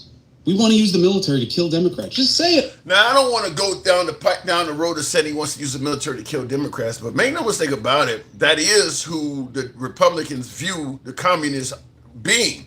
They don't when they're saying America's going to be taken over by communists, they're not talking about Russians or Chinese. They are talking about Democrats. So he's taking it to a higher level by saying he's going to use the money to kill Democrats. I hope that's wrong. But the fact is, the Republicans are making it sound like the country's being overrun by communists. And those communists they're talking about are American citizens that lean left. They are saying, why would the military need $350 million or whatever it is to combat communism on America's shores? There's nobody talking about coming in this country. So how do you explain that? Other than he is talking about using that money to somehow, some way squelch other Americans. There's no communist country is talking about invading America or any of that. And I'll go with what Hanson Conservative was talking about, making America great first. I don't see how any of this is doing that. So, I do have a problem with that. Tap the screen. Are we at 40,000? We'll take the next caller. In the comments, I think he's wrong about that. I remember hearing stories about the French singing. Oh, okay, I'm behind in that strap. We'll go to Instagram. Dencal, welcome to the program. Dencal, let me know if you can hear me. Dencal, good evening. Good evening. Yeah. So Trump is going to address the nation on Thursday. I believe most folks believe it's going to be an effort to promote the Save America Act. How do you feel about this legislation that he's promoting? You think it's necessary to keep our elections free and fair and secure? I don't believe he's going there to support that act. I believe he's going there to say that he found some proof that the elections in Georgia was illegitimate and that both Ossoff and the other senator are both illegitimate. That's setting up the midterms so he can do some of his whatever he's going to do. This is the setup for that. This is getting started, saying he found something without revealing any proof. Why is that? I gotta ask that because Trump is known for saying things happened and saying people done things that are wrong or committed crimes without providing proof. And MAGA generally believes. Why is it so easy for Trump to say something happened and people just believe it with no proof or evidence? Well, I mean, he said it before. He said it multiple times. If you keep saying the same shit over and over again, people will believe you. And what he does is not mystery anymore. We've seen him do the same thing. We've seen him do it with the war in Iran. We see him time and time say we won. The straits is open. But do you think MAGA at this point still believes do you think they believe we're winning the Iranian war? Yes. By the way he's framed it, yes. If you think about war as just the battle and not the strategic part, then yes, you think, well, yeah, they can't do nothing to us. We control the skies, so we won that aspect of the war. But a war is a lot of it is mental too. to get people to surrender. Remember, in the beginning, what did he say? We want unconditional surrender from Iran. Yep. That obviously That is is coming. what you get. When you get somebody to sit at the table and sign a piece of paper saying you submit, that's when you win a war. We could say, did we win Vietnam? We killed millions. Did we win the war? No. Yeah. And I see in the comments, Stevie D is saying Trump is shoving American pride down the left's throats, and y'all mad. So he's saying that we're upset because Trump is shoving American pride down. What is that, by the way? Is that the rainbow flag pride type of shit? Is Trump trying to make us suck dick? What is he indicating? American pride. Stevie D, me and him used to communicate, outside of the show, just exchanging ideas about conservatism and stuff. And he was inching towards getting out of the MAGA code. It seems like he's slipped fully back in now because he's just saying shit that don't make no sense. Stevie D, you thought about getting out of the MAGA code? Says didn't count. Wow, I didn't know that. Stevie? Yeah, he was almost there. But then when he said something, and I told him he didn't never really give a shit about those people in Iran, he got mad at me.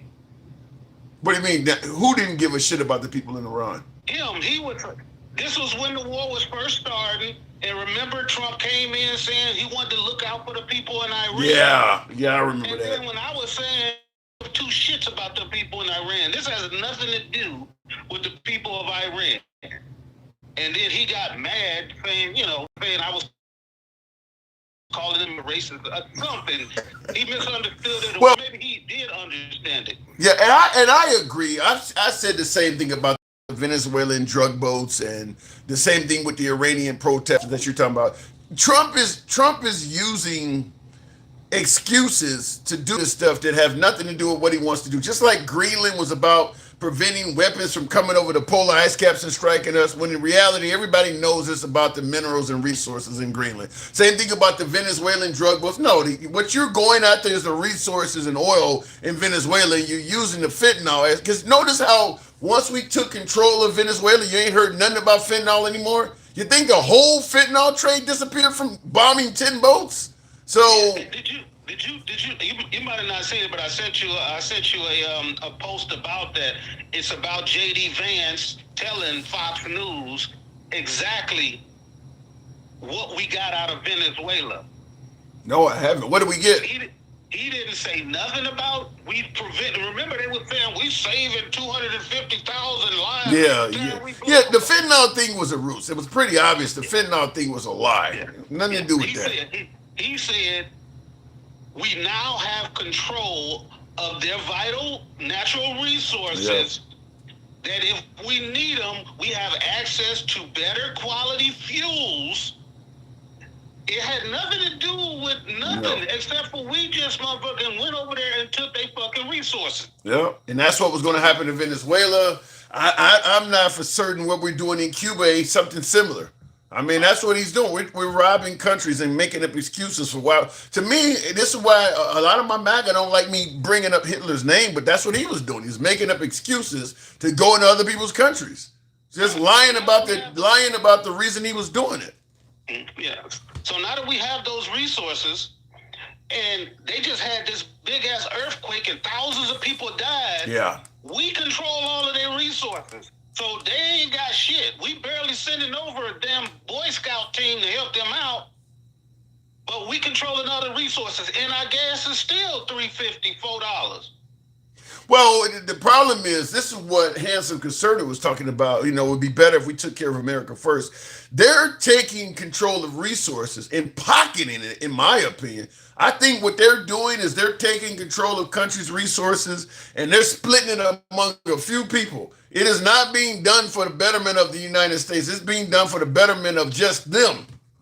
Right. It would be different if we were having this conversation, but they had some Venezuela to American Peoples Act, and we seen the money come in, and we were somehow able to get tax breaks, or we were somehow able to get child care, or we were somehow able to get something that went towards the American people. But we keep having this conversation with them, and they tell us something. Well, look what he's doing for the people. Can we all agree that the tariffs have failed? Can we get past that? I just asked that question to Handsome Conservative that's on Clapper right now, because he was talking about, isn't it better to take care of Americans first? And I'm like, I don't see what he's doing that Americans are benefiting from. People losing farms and everything. The 2 wars he said he was going to stop on day one. Has he stopped either one of them? No, we've created new ones. Right. So when we talk about those things, they still bringing up what he said he was going to do and applying it to our conversation.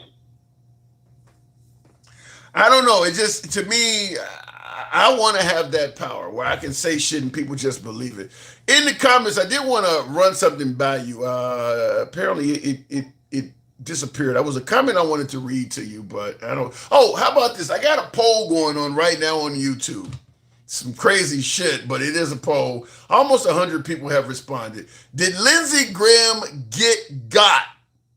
I'm trying to state it in a way that the censors don't get triggered. Did Senator Lindsey Graham of South Carolina, did he get got? Because they're telling us, it was a heart ailment, his aorta had where the blood goes into the wall of it, and it's the same thing that took the life of John Ritter from Three's Company. So they're saying that that's what took his life.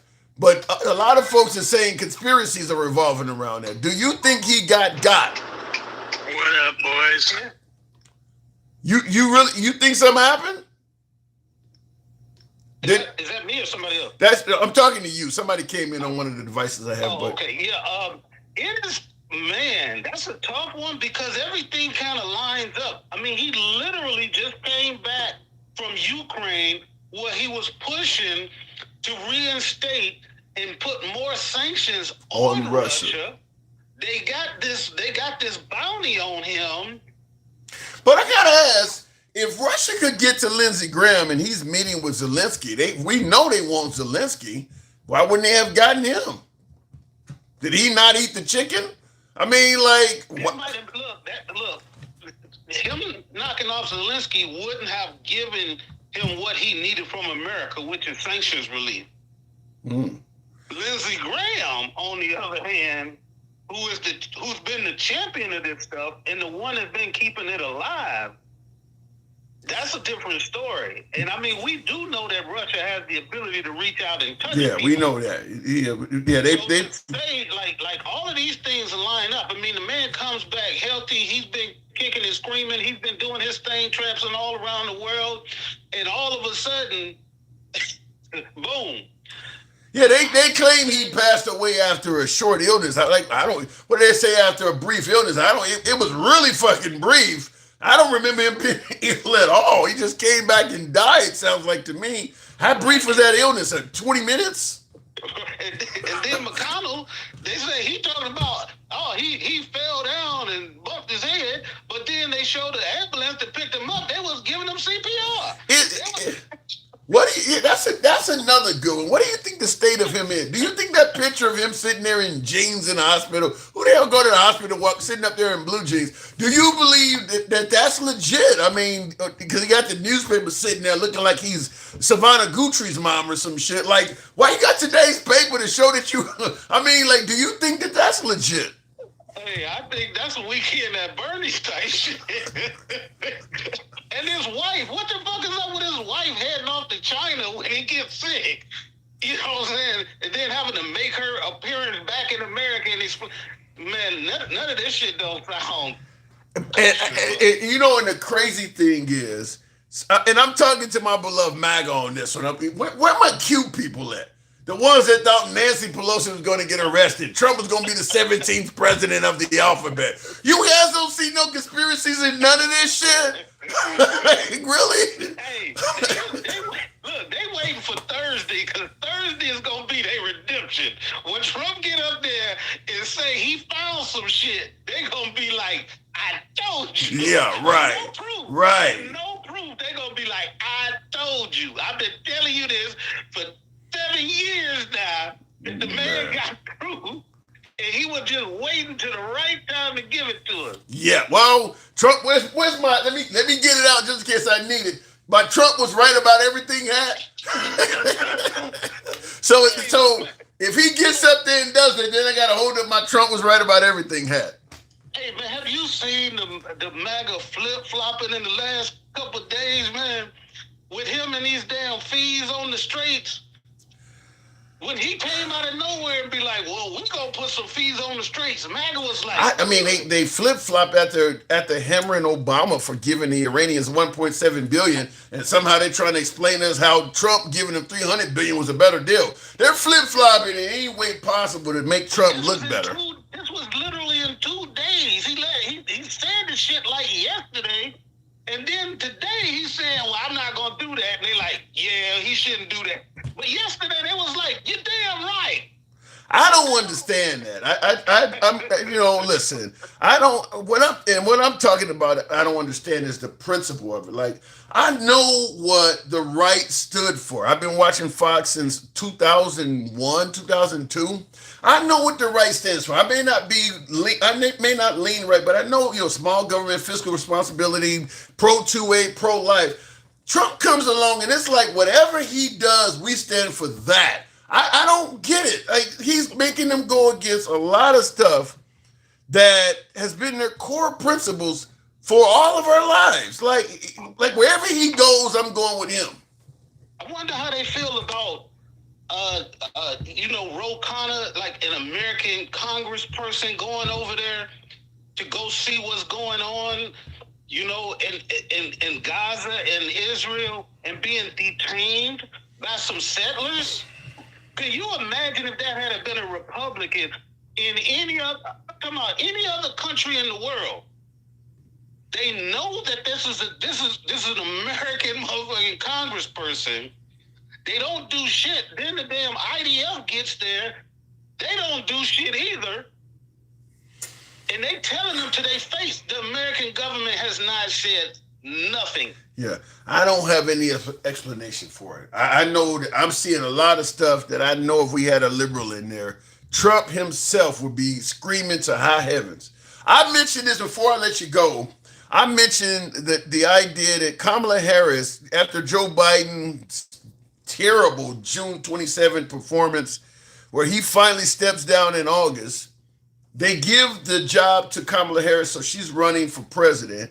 And the right is saying that not only is she unqualified to be president, they're saying that she did not earn it. Biden just appointed her. The people didn't have no say-so in it whatsoever. So you got this unqualified woman just getting a job without having to earn it, without the people getting a say-so in it. Here comes Trump after the death of Lindsey Graham. This woman is definitely not qualified. Her only qualification is she's related to the deceased. That's it. That's the only qualification Darlene Graham has, is she's related to the dead guy. And the people, once again, had no say-so in that at all. MAGA's suddenly quiet on it. They had all that screaming over Kamala Harris, who was not even representing their party. This woman is representing your party. She has no qualifications whatsoever to be a U.S. senator. They're silent. Why is that? Because Trump said they found out that the people who were making the decision, was it the governor or something? He had to wait for a call from Trump before he designated her, because they know she's going to be a bobblehead for any legislation that Trump wants. Yeah, and that's about as unqualified as you can be. That's just a yes woman. That's just a yes woman. And the last thing before I go, sure. I just wanted to tell the people that didn't know that today, $10 billion was rescinded for child care, and it was other services for Democratic cities that Trump had blocked. It was $10 billion in state services that were affecting only Democrat states that he had held up. And the courts, so the courts is preventing him from doing that. The court said he cannot stop the funding from going through, and so I don't see. This is what I'm saying. I don't see how this stuff. Look, I know the guy got immunity, but to specifically only block shit going to Democrat cities, I don't see how that doesn't come across as a crime. Some of the stuff he's done because I know the immunity is going to come up in Trump's future. Certainly, if he loses the midterms, they're going to try to impeach him, and he's going to be trying to use the immunity. But some of the stuff he is doing, like the potential, you heard about Lil Boosie saying he purchased a pardon from him. That's not legal. You don't have the right to sell pardons for cash. So no, because Lindsey Graham, I mean not Lindsey Graham, but Giuliani said that a long time ago. It was like $2 million, one for me and one for Trump. That's on recording, bro. This stuff is, look, everybody know that you can buy a pardon. Just look at the pardon list and look at all of the people and look at their donations to Trump. You know what the argument's going to be?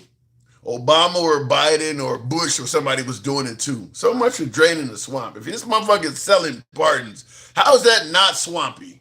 If he's selling pardons and the only defense is somebody else did it as well, then you might as well say he's in the swamp knee deep. He's selling pardons to people who have hurt the country too. Yeah. Not just pardons to his friends, people that have stolen millions, if not billions of dollars from American taxpayers by tax fraud and all kinds of other Ponzi schemes. And he's not only pardoning them, he's gotten rid of their restitution. I'm hearing he's the best president we've ever had, Den Kell. I got to move it on. I'm hearing I got a guy that says he should be on all four faces of Mount Rushmore. Best president we've ever had. Den Kell, thanks for coming through.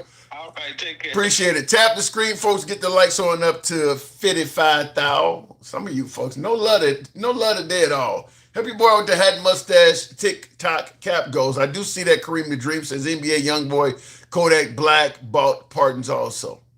Yeah, if they can get one of those folks, NBA YoungBoy or Lil Wayne is in that too, I think.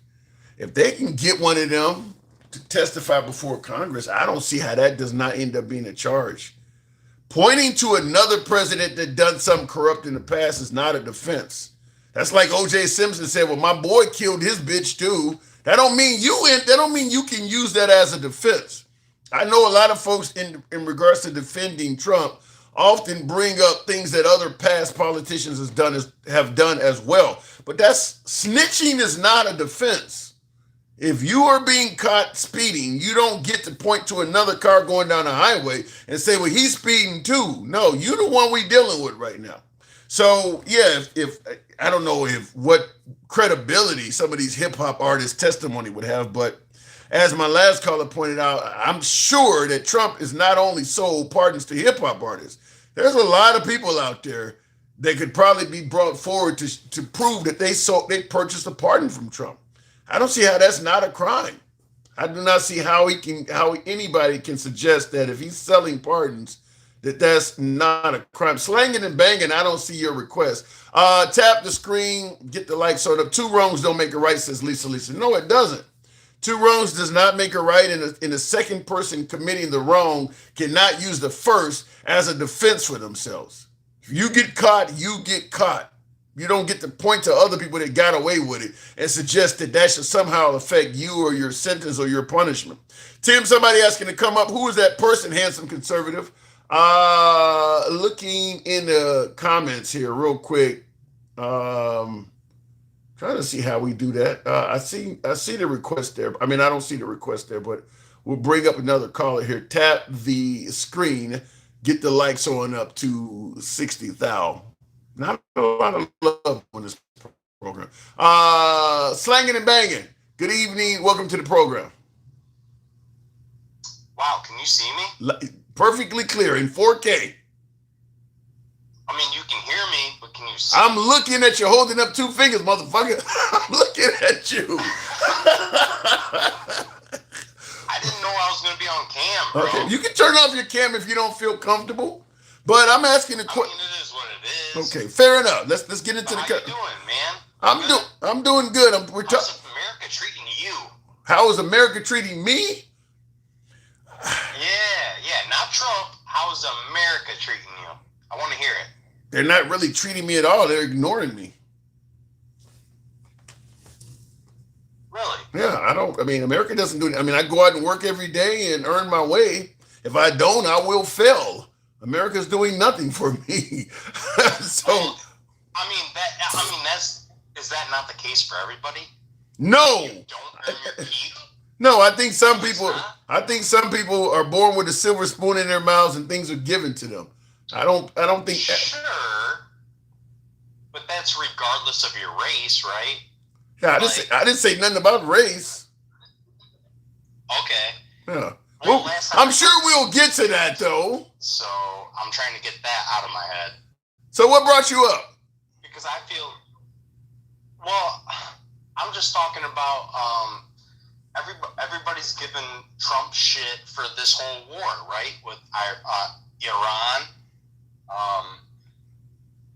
Is he meeting his objectives? I mean, is he doing a great job? Is he meeting the objectives of why he said he went over there? Regime change, America is in control of it, saving protesters from being killed, preventing them from getting a nuclear bomb. That's what he said he went there for. Is he doing that? It will be over in 2 to 4 weeks, he said. Right, I agree with you. He might not be doing everything he's saying. Is he doing any of it? President has. Is he doing any of it? What? Is he doing any of what he said? Hold on, say it again. Sorry. I said, is he doing any of what he said? Any of what he said. I think he's putting his foot down. I think he's, we're tired of Iran fucking. I'm tired of putting his foot down. How by putting his foot down? How by blowing up kids in school? What do you mean by putting his foot down, bro? I'm asking. What is he doing? Indicating Iran is not backing down. Not so his intention. He's not like trying to blow up kids. Well, But okay. what? He wants to open up the Strait of Hormuz, but why? It was already open before he went over there and fucked around. But why did he fuck around? Because a lot of folks He wants to make. because he fucked around. A lot of people believe because Netanyahu convinced him of some shit that wasn't taking place. Well, I'm gonna set this down. I gotta get a little drink in me again. You know I be drinking, so. But listen, what is your big contention with Trump? You just don't like fucking around? No, I mean, well, first of all, Iran for oil? well, first of all, he's not meeting. I just made it clear he's not meeting his objectives for why we went to war with Iran. A lot of us believe the war with Iran was unnecessary. That's the first off. If you got Tulsi Gabbard as part of his administration saying under oath they're not developing a nuclear bomb, and then he goes up there and says, well, she don't know what she's talking about. Okay, then who's telling you that she don't know what she's talking about? Where are you?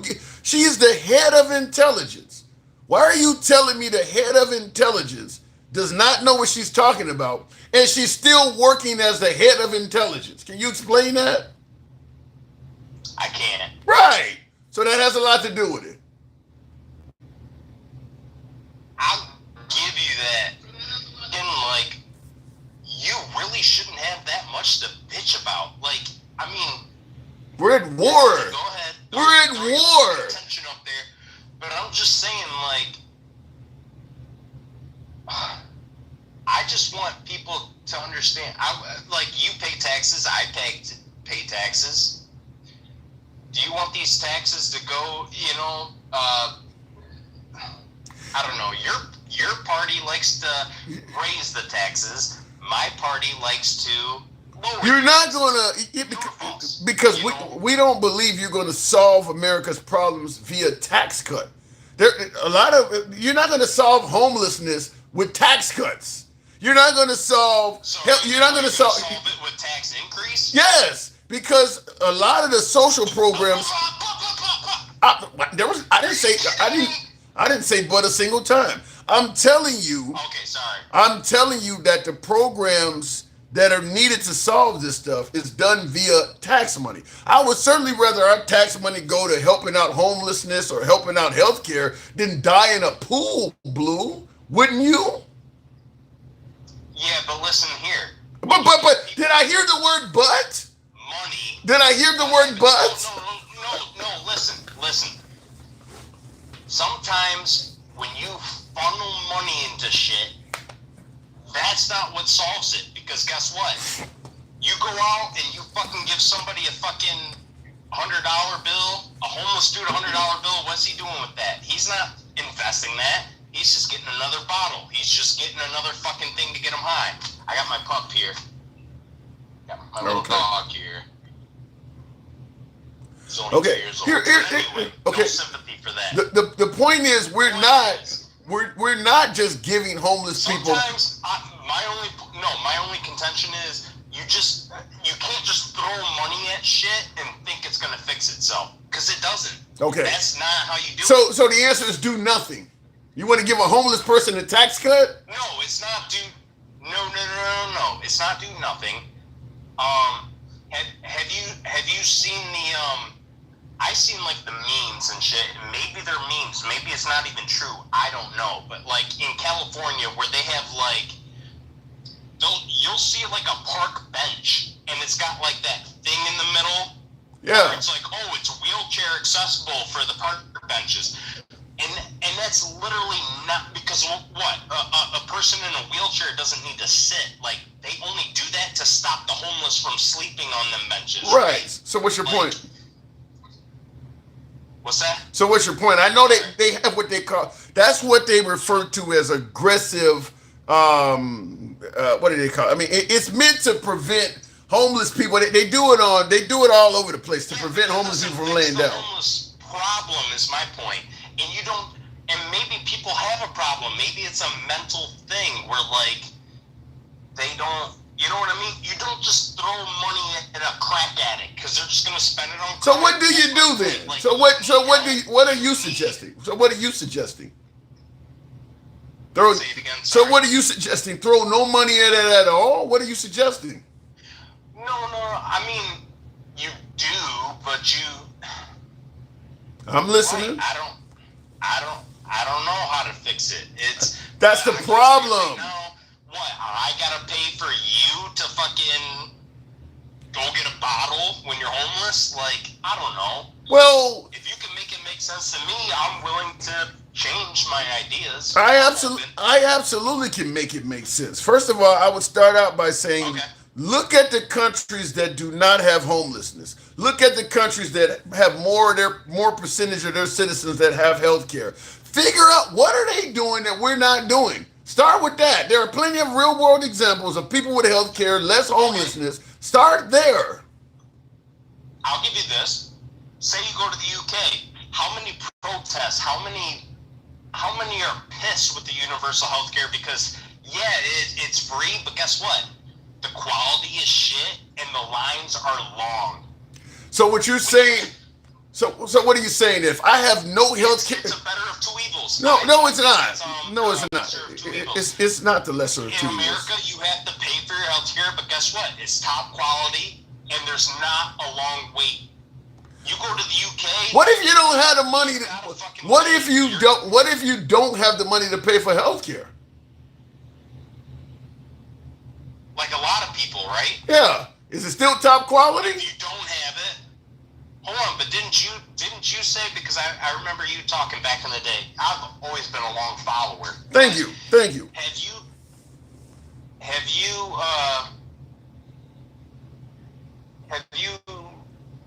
Have you not been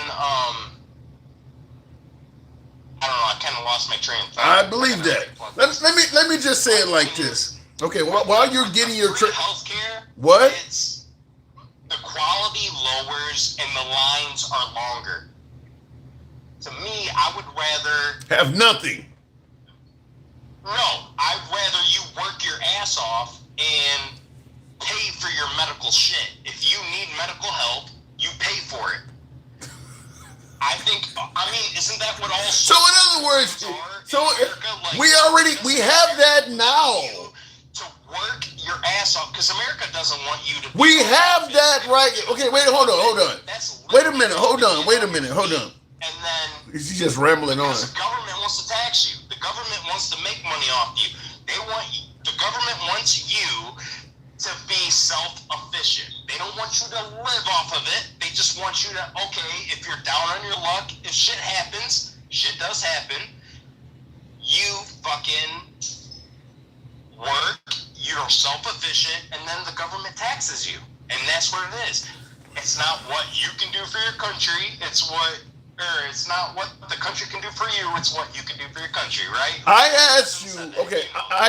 asked you, how can we make our health care better? I asked you, how can we make our health care better? And you basically said, do what we're doing right now. You work for health care and you get it. That's what we have now. It's not working. I mean, it's clearly not working. We have that now. Because we have lazy asses that just want to live off of the shit? Is that why it's not working? No, it's not working. So in other words, your response is call the people lazy and do nothing different than we're doing now. Just call them lazy. Well, what could be different? I just told you what could be different. Look at the systems that exist, the ones you're trying to criticize, like the UK, where far more people have health care, and figure out what we're not doing. You're talking about lines and waiting in line. If you have no health care, waiting in line is better than that. It's better than somebody who has nothing at all. You're only looking at healthcare from a standpoint of people that have it. You're ignoring the people that don't. That's why you think their healthcare is not better, because you're only taking into consideration people in this country that have healthcare. The ones that do not have it, telling them, well, if you go from not having it to what they got in the UK, you're going to be in a long line. Well, I don't have anything at all now, so I'll stand in line.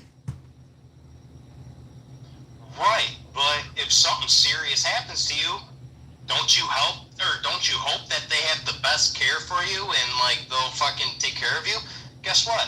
You see this on me right here? I fainted like it was April 20th. I literally had to go to emergency care, and guess what? I just got fucking billed out the ass. But guess what? I paid it. You know why? Because you had the money. Because you had the money. Because you had the money. Because of what? Sorry. You paid it because you had the money. Sure, but how did I get the money? Am I some drunk on the side of the road? No. Or am I working? You're assuming. I had the money because that's what America's about. No, it's not. Do you realize how many people How'd you go on a cruise? No, hold on. Did you go on a cruise because did somebody pay for it, or did you have the money? Do you realize how many people go to work every day, 40, 60, 80 hours a week, and they still don't have health care? All of the Uber drivers, the DoorDash, they don't get health care. But whose fault is that, though? If you don't have health care, why? Because you're not paying for it? When you have the money and you can? And you get these insurance companies to pay for 90% or whatever? So your argument is clear. Right or wrong? Yeah, your argument. Do you have health insurance or do you not? I have health insurance, but your argument is clear. Basically, so your argument is do nothing. Wait a minute, hold on. I asked you. You expect America to pay?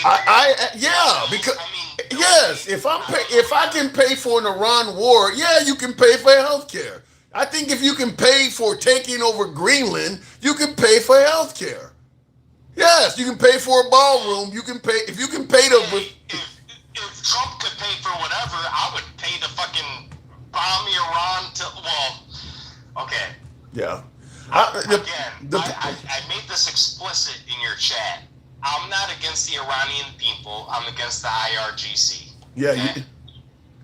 You're not against hip hop. You're just against those thugs. You sound like the opening to a Bone Thugs. We don't ask for it. We don't control shit just like their government don't control shit. Okay, I get that. Well, I gotta move it on. I gotta go, but I'll just say I don't believe the status quo is going to solve anything. Your answer is just go to work. That'll solve our healthcare problem. That's what your answer is. Just go to work. No. Yeah. That's what you said. You're conflating the two. What did I miss? No, we're talking about healthcare, and then I just threw out the bomb Iran just because I'm tired. No, your answer on people not being insured is go to work. That is your answer in regards to the healthcare problem in America. My answer is go to work, and it's my answer is what can you do for the country, not what can the country do for you. I'm tired of people like, oh, I want benefits, I want this, I want that. You shouldn't expect shit for your country. What you should do is provide for your country, and that's what your country wants you to do, and that's why we have all these social programs. We have all these programs to get you back on your feet. It's not meant for you to live off of, which a lot of people think it is. I got people in. Okay, people in the audience are asking, how old are you? Old enough. What the fuck? All right, I'll leave it at that. I mean, I will. What's the What, answer? you think I'm too young? Maybe when one guy said I'm 70. How old are you? 34. All right, fair enough. I'll talk to you on the next go round. I gotta go. Thank you. Tap the screen, folks. Get the likes up. Look, I disagree with the whole notion of just go to work. I just don't agree with that, because what has happened in America is people have just went to work, and the employers have continued doing things so that what you earn from that job has been greatly being reduced. As a Gen Xer, my parents went to work and healthcare was just covered. My dad worked for the phone company in Chicago called Illinois Bell. You went to the doctor, you handed them a medical card, and they treated you, and you left. There's no copay, there's no out-of-pocket costs, no deductibles. And what has steadily continued happening, despite Americans taking my last caller's advice and actually going to work, your contribution to your own health care has continued to climb and climb and climb and climb, to the point where people who are actually going to work every day cannot afford health care. They're actually going to work, putting 40, 60, 80 hours a week in, and when they get sick, they cannot afford the medical bills that they're getting, because the employer has continued changing plans year after year after year, and each time they change, the employer's contribution to their health care is reduced, and the employees' contributions to their health care is increased. So you're not going to solve this by quote unquote going to work. I think the issue is, and I'm talking to folks like my last guest, I'm talking to a lot of my MAGA folks, is that the belief is that anybody receiving entitlements is sitting at home all day not working. I don't think they even realize that a large portion of Americans that receive food stamps and welfare actually have jobs. They're actually going to work every day. They ain't getting paid shit. I always use the Dollar Tree example, because Dollar Tree is open until late at night in a lot of places. You can go to Dollar Tree at 9 o'clock at night. That's not a burger flipping job. That's not a job for teenagers after school. Yet if you go to Dollar Tree and you go and buy something, some groceries or whatever you're buying out of there, some little trinkets, that person behind the counter, they don't have enough to cover their health care. That person behind the counter, that full-grown adult, because that person is not going to be 15 or 16, that person is almost certainly on some kind of entitlement. And that's a full-time employee. And there's plenty of jobs like that.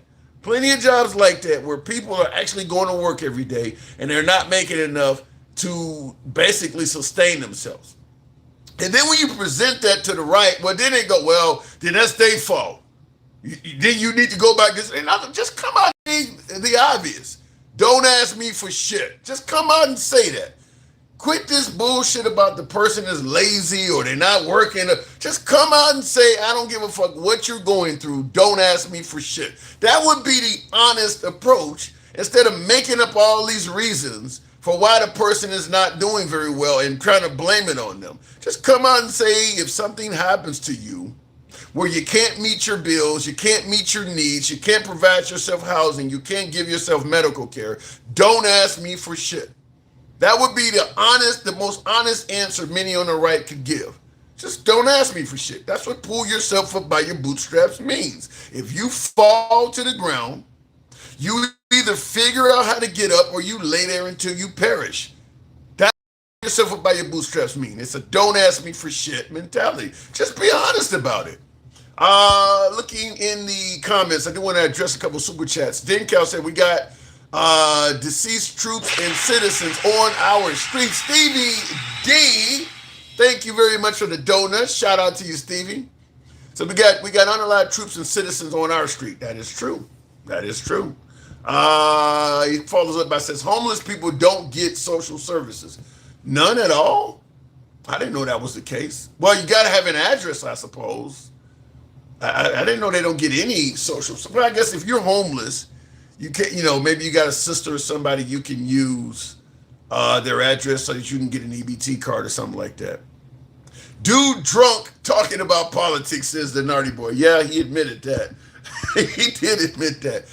Tim needs to look in the mirror every morning to see what an ungrateful piece of shit he is for not respecting the foundation this country has offered him to have a decent life.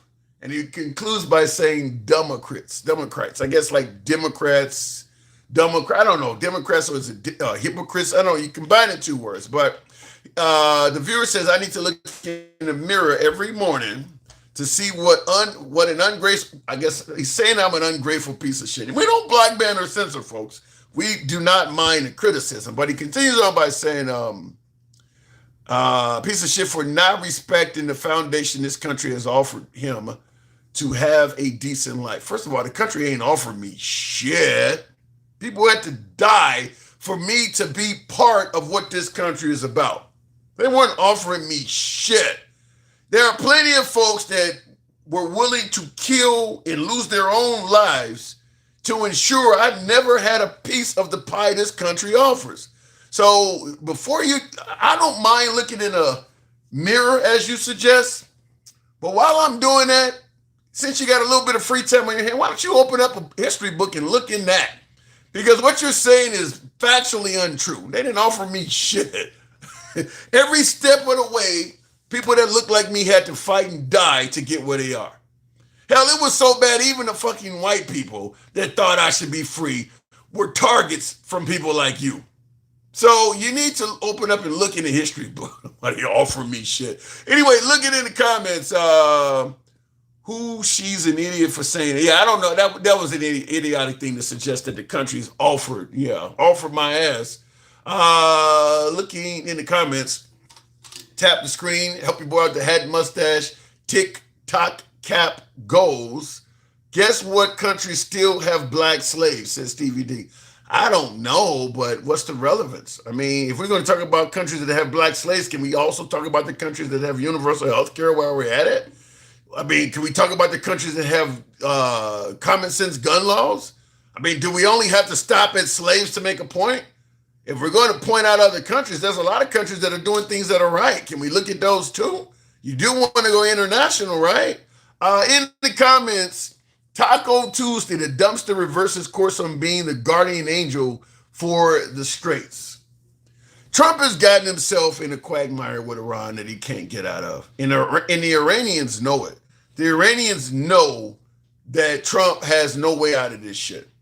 So my guess is they're going to at least continue fucking up Trump's agenda until the midterms. Because I hate to say it like this, but the Democrats are a huge ally of the Iranians by proxy.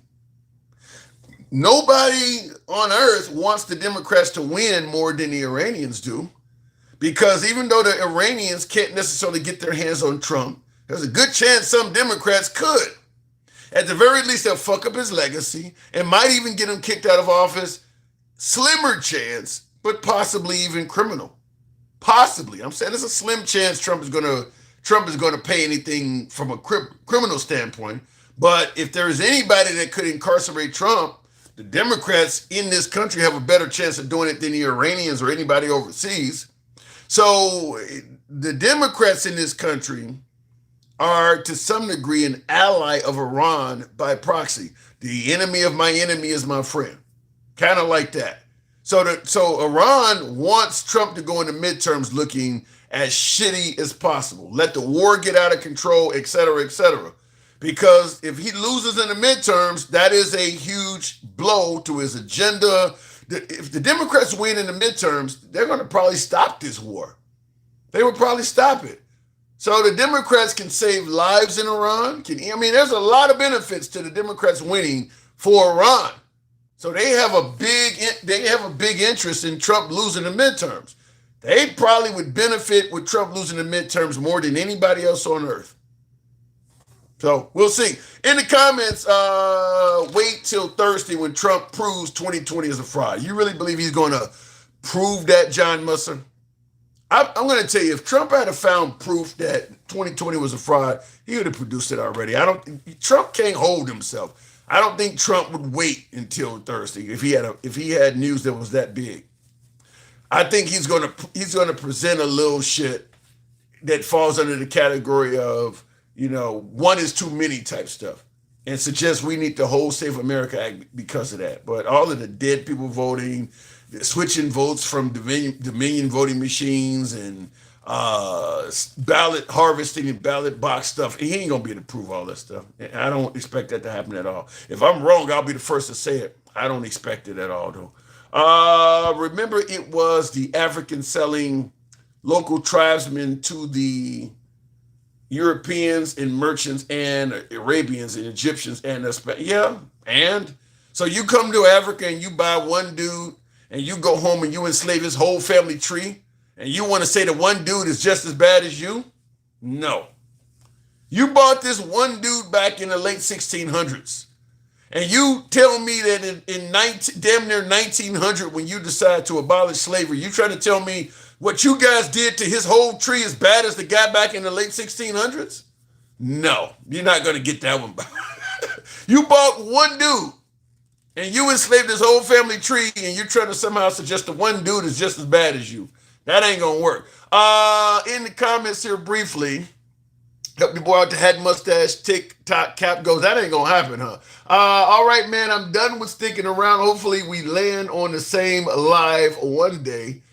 We can land on the same live today. Chad, I think that says. Don't know why it's doing that. Add me. Hang on a second there. I'm trying to see how this thing is working and why it's not letting me bring up guests. We'll try it here this way. Good evening, Chad. If it brings them up, we'll try Chad. We're trying to make the Clapper app work as well. Chad, good evening. Hey, good evening. Hey.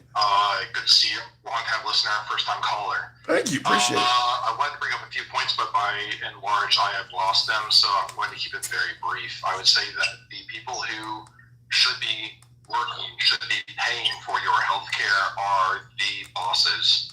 So if somebody like Elon Musk can employ so many people, or pick your other CEO, that is within their power to mitigate the issues involved with the national healthcare system.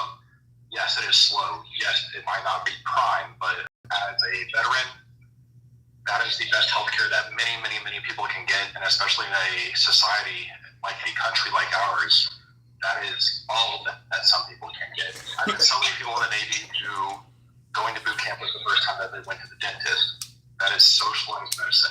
Yeah. Let me tell you why I disagree from one standpoint. I personally, when you take into consideration the average American throughout their working career generally works at maybe a dozen jobs or more. We're past the time when somebody would, drop out of high school, work at a factory, and get a gold watch after 30 years. People work at a lot of different jobs. The point I'm making is your health care should not be tethered to your employment, because most Americans have gaps in employment. So if you tether their health care to their employment, that means throughout their life, there are going to be a bunch of times they are not employed. Because when you lose your job, or you quit your job, or whatever the case may be, maybe the next job you go to has a probationary period before you can get health care. Or if you get fired, you obviously have no health care at all, or quit. And COBRA and all this other stuff, the unemployed person can't afford COBRA. Obviously, they have no job. So I don't believe healthcare should be tethered to your job at all, because you're guaranteeing people going to have all of these gaps in insurance when you do that. Okay, I hear you. And I think that there was a misunderstanding, because I'm on the exact same opinion. I think that this should be something that is supplied by the government by way of taxes from the billionaire class, who have made their billions of dollars by subsidies, by tax exclusions like this. I'm on completely the same page. be no correlation that if you can work, that is when you are allowed to have health care. I agree with you. Yeah. I think, something, to be honest with you, I think it should be just like dialing 911. It doesn't matter if you're a billionaire or if you're homeless on the street. If you dial 911, the police come out and they help you. The fire come out and they help you. Even if it means their own life, they come out and do whatever they got to do to help you. They don't charge you anything for 911 services at all. They stay there as long. I don't care if it's a hostage situation. They'll stay there for 10 hours. If you're stuck on a mountain, they'll send a helicopter to get you. I would argue from the conservative point of view that you do pay for those things. You do pay for them, but that is part of living in a society. That is what our tax dollars go for. And it would be cooler to spend more money on firefighters, on social wellness, on roads, on education than it would be to do bombing Iran. I completely agree with you. I think that we might have gotten off the wrong foot because I think that we're on the same side. I'm starting to think the same thing. We kind of agreeing with each other. But yeah, your taxes pay for 911. Your taxes can pay for health care. I don't know why we think our taxes do. The citizens. The people who have enough money to pay to get rid of homelessness, to pay to not get rid of homelessness in the sense of handing out dollars to people who are addicted to drugs, but people who can fund services to help people with rehabilitation. And what are you going to do? All right, good job getting off on drugs. Have fun sleeping on the streets. They can also pay for all of the housing that is required to get people reintegrated into society, right? All of these things these are social services that can very easily be paid for if the 1% are able to cough up out of their gold dungeon enough money that we can take care of Americans. And so this is kind of my big gripe with the whole Make America Great Again, America First campaign. Why are we not doing that? Why are we bombing a school with 130 small girls in it in the first 24 hours of the war, right? Yeah. We don't have to do that. Instead, we can spend that tax dollars, instead of giving it to Israelis' self-defense, that's what big quotations. Well, I think it's build more schools. Well, I think it's what that they want to have. Yeah, a work requirement for welfare. I think that's a little insane. Yeah. Okay. Wait. Hold on a second. I think it's exactly what my last caller said, which is the last caller before you, slanging and banging, was talking about how Trump is putting his foot down with the Iranians. I think when he bombed the school full of girls, I wouldn't be surprised if Trump didn't do it either intentionally or when he found out said, yeah, whatever, fuck him. I think he was trying to show the Iranians who's boss. He certainly didn't apologize. He certainly didn't apologize for it. Because he's a peacemaker. We've ended this war 41 times. Don't worry about the people who have been killed because of it. Don't worry about the thousands of innocent civilians who have been killed because of it. Just think of it as we're about to have really cheap oil. It'll be really cool. Wow. There's a lot of Americans that agree with that, though. That who gives a shit what happens to Iran? If you can get us really cheap oil out of it, we're okay with it. There are Americans that feel that way. I don't know, man. Anyway, I got to put dinner on the table, but it was a fun chat. Slanging and banging. I'm looking forward to talking with you some more. All right. Appreciate it. Thanks for coming up. In the comments, and go ahead and drop. I'll let you drop that. In the comments, what does that say? He already knows he's got more power than them. Why would he do that? What do you mean by that? Tap the screen. If it's in your heart, help your boy out with the hat, mustache, TikTok, cap goals. We're absolutely nowhere near any of that. Employers here pay a percentage of wage into retirement fund, a small amount that could pay for private health. Your 401 funding could do the same. Yeah, when I was overseas, Paul, I don't know which country you're in, Paul, but when I lived in Australia, they had what's called superannuation. And it's your retirement fund. By law, employers have to take 10% of your salary and put it in a retirement fund. In America, I think when they went from pensions to making saving for retirement and a 401k optional, they doomed that generation upon retirement. And that generation's retirement era is starting to come up. I mean, we went from most employees getting a pension to having to get a 401k and gamble in the stock market. That stuff started happening in the Reagan years, the late 80s, 90s or whatever. Well, when that generation retires, you're going to start seeing, you're starting to see a much different quality of life for that generation versus the pension generation, because you made saving for retirement optional. So you're going to have a whole bunch of people like my other guest slanging and banging that's talking about, well, you need to go work. You can't tell a 75-year-old dude, well, you need to go back out and get a job. Ain't nobody going to hire him. So this is why I said several years ago, I've said this, that eventually a Bernie Sanders type, and I didn't know about Mamdani before when I said this. He wasn't even on the scene yet, but I said it when Bernie Sanders was running. I said eventually a Bernie Sanders type person is going to win, because eventually you're going to have so many people suffering. Responding with, well, just go out and get a job is not going to be good enough. There's going to be too many. Once you got a bunch of people that are 60 and older that have nothing saved for retirement, Social Security may or may not be available. You can't tell all these old people, well, just go out and get a job like I do at 30. You're going to have to actually pass a law to do something for them government-wise. You're going to have to do it. And you're going to have a Bernie Sanders-like candidate of that era, which probably is only an election or two away. And that person's going to be promising that. And they're going to be going up against some right-winger that's telling them, well, go out and get a job. Unlike the younger generation that supported Bernie Sanders in 2016, that's an older generation.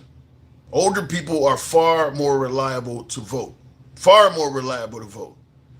And if they're hurting like that, boom, whoever that candidate is that is offering to have the government do more for them is probably going to win. I don't think we're more than, a handful of elections away from that type of person being victorious. If we keep doing what we're doing right now, where we're letting the capitalists make all the money, the employee, we don't give a shit about how much they bring home, even if they're working every day. We're telling stuff like, we're not for a minimum wage increase. We're not going to help you guys unionize. We're not going to fight to get you better health care. You're doing nothing for people that are going to work every day. If we keep doing that, eventually they have no other choice. A Mamdani or AOC type is going to win. You cannot just keep telling them the status quo is what we need to do. Go get a job. That is not going to work. You can't keep doing that. That's what happened in New York. Eventually, that person is going to win. Gangsta Grandma. So, that jar of mayonnaise that we're just talking about healthcare and all, how everybody has to work? Yeah. Well, let me tell you something, the jar of mayonnaise, I bust my ass every damn day. I pay taxes more than Trump does. I'd be damned. I want my taxes to go on to the American people instead of going boobing other countries and shit. That's what I want my taxes, jar of mayonnaise. You feel what I'm saying? You were making a genuine point that I agree with 100%. Why do you keep calling the man a jar of mayonnaise, though? Because he's a fucking jar of mayonnaise, man. These are motherfuckers that think, oh, get up your ass to work, you're fucking lazy. Why, you jar of mayonnaise? Half you motherfuckers are lazy. The YT community, because they was built on welfare. I'm not just... Go there. This is one of the times I'm agreeing with you 100%. Can you stop calling the guy a jar of mayonnaise, though? No, I'm not gonna call it. I call it the burnt mayonnaise, spoiled mayonnaise. Oh, my I was trying to be nice. Yeah, you have a way of being nice to people. But I agree with you that, the idea the right continues to believe that everybody that's needing help is sitting on their asses not working. Do you know who sits on their ass and does nothing? That's right, the billionaires. They collect welfare. Why aren't you guys bitching at them? They collect welfare. We pay for them. So why can't we, the people, get something out of our fucking taxes? See, that's just why I can't stand the fucking jar of mayonnaise, how stupid they are. They go against their own damn people.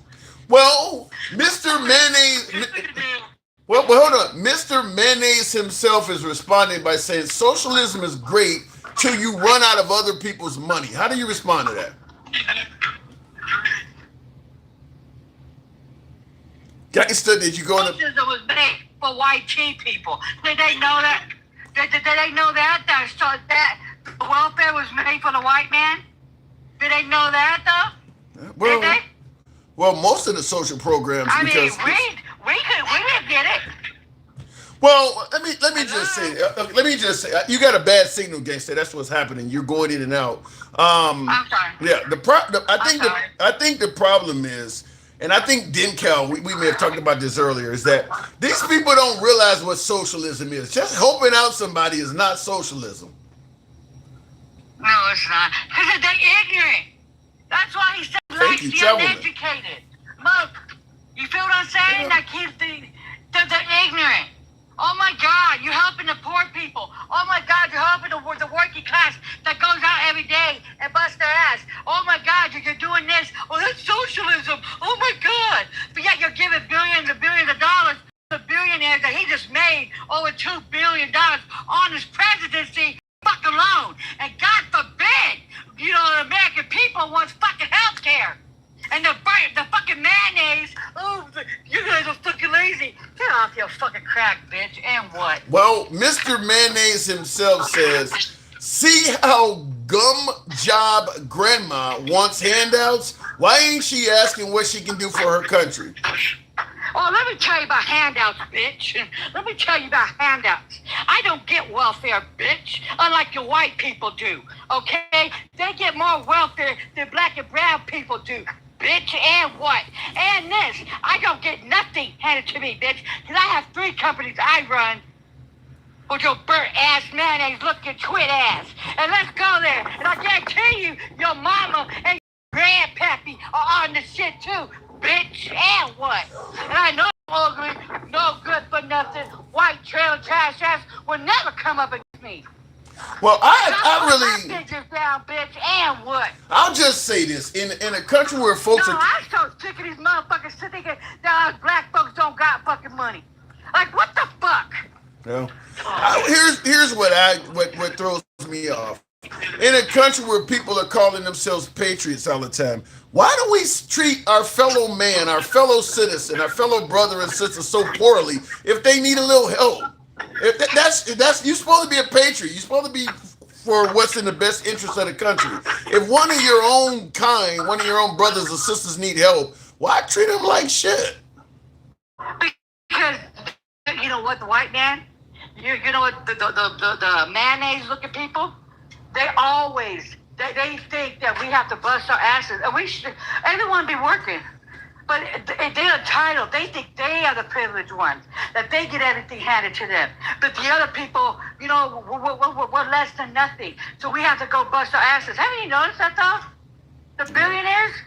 You feel what I'm saying? Come on now, Tim. I am so sick of them doing this shit.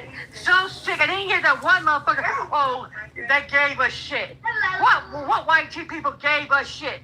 Yeah, somebody said that the country offered us all of this stuff. Tell me, because they beat my mom and my dad. Yeah. Tell me. Yeah, the country did not offer people of color anything. The country didn't give us shit. No. Only fucking headaches. And we're still doing the shit.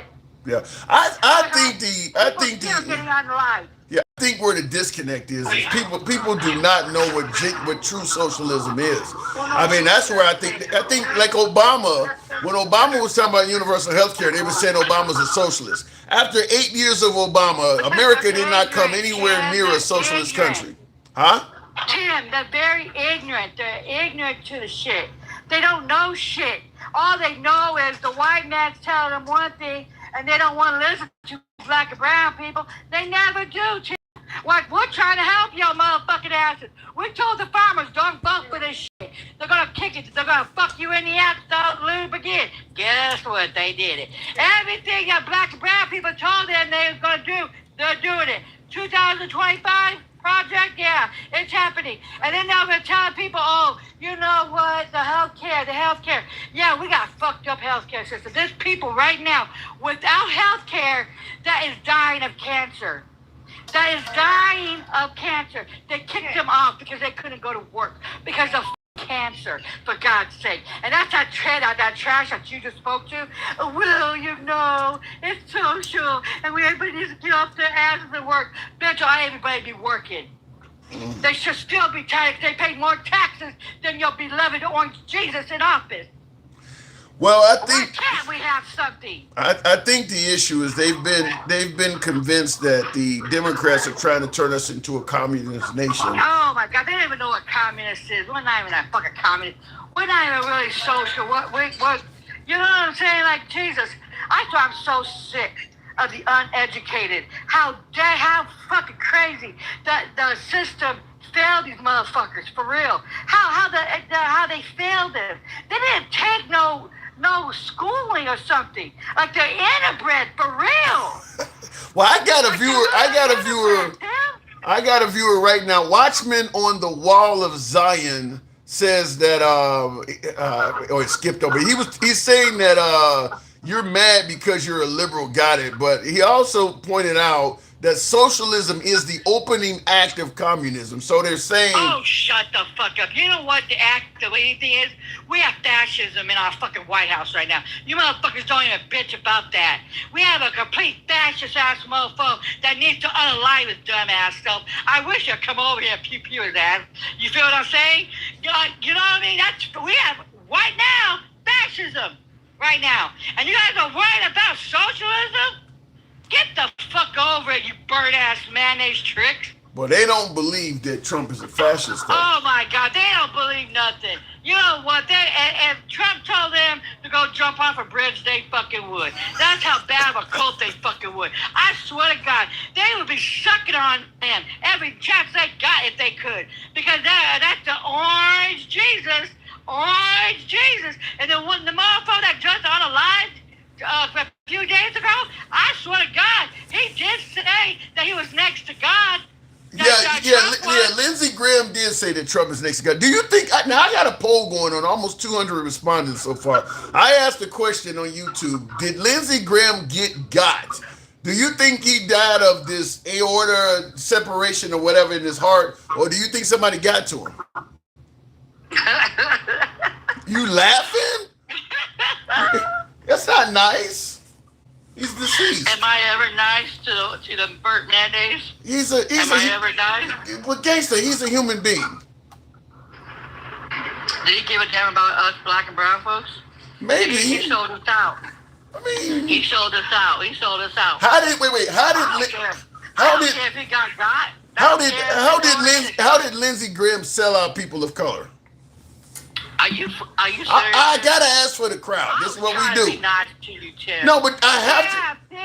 Tim, I was trying to be nice. No, I'm asking you. How did Lindsey Lohan? How did Lindsey Graham sell out people of color? I gotta ask that. Because he knew what Trump was. Well, I swear to God, when he was running and shit, and he was talking about how racist the idiot was and stuff, and all of a sudden he switched up on us, right? Said, oh, he's next to God and stuff. He's the best president, and you know what I mean? Like, he totally switched up. I used to have respect for him because he was one of the people with what's his name? John McCain. The other one. Yeah, John McCain. But now I had no respect, so I frankly don't care if they got him. They got him at the That's kind of mean. That's not nice. No, it's not. So you saying you don't care? You don't care? Wait a minute. You saying? You know what's mean? Do you know what mean? What's mean is that the ICE is unaliving black and brown folks. It's unaliving legal people. That's what's fucking mean. You know what's mean? Is that some people in this country cannot afford food. Do you know what's mean? Is that the United States is burning, and we have oxymorons that is saying that this is good to be burning, that we're over there fighting for something that we shouldn't be over. How is the United States burning? Are you serious? I'm asking. You don't think we're burning? No. You don't think we're burning? No, I don't. For real? I think we're divisive. I think we're headed in a bad direction, but I don't know if we're there yet. We're burning down, Tim. were burning down. Do you know what they're doing over there? The booming. They're doing all the water for millions of people not to drink anymore. That's what they're doing right now over there. They're going to unalive a lot of fucking people. You feel what I'm saying? People. They're going to do this shit. For what, Tim? For oil, Tim? You sure you're For what, Tim? You sure you're not just angry? I got Chucho in the comments saying she's mad and she's lying. Oh, we're not burning? Okay. Okay. Like, the Constitution's going down. He's going against everything. On Thursday, he wants us to tell people that two of our congresspeople are not even legit. I mean, he's trying to sow doubt because he's going to fucking lose. Let's be fucking for real. This motherfucker is the worst of the worst that we ever had. He thought he was bad the first time. This is the second time he's fucking bad as hell. And anybody say, oh, we're not burning. Yes, we're burning. We're burning. Because why? Because you motherfuckers didn't want a black woman in fucking office. You guys are so goddamn hateful and fucking racist that you guys didn't want a black woman in fucking office. You want a white piece of shit, a burnt mayonnaise trick to burn this fucking down. Well, I gotta push back for the simple fact of Oh, shut up. when people voted for Trump based on two things that I find to be legitimate reasons to vote for Trump. One, I voted for hate.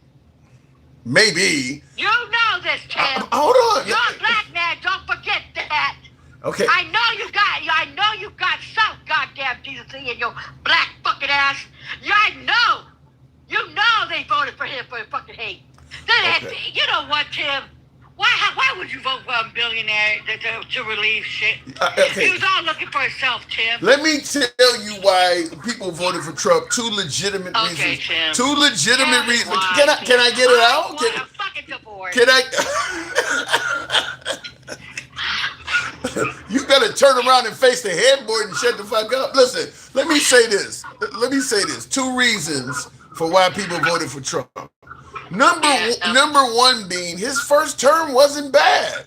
So they want after seeing 4 years of Biden, they wanted that first term back. So oh my fucking God. People just don't remember the first term, do they?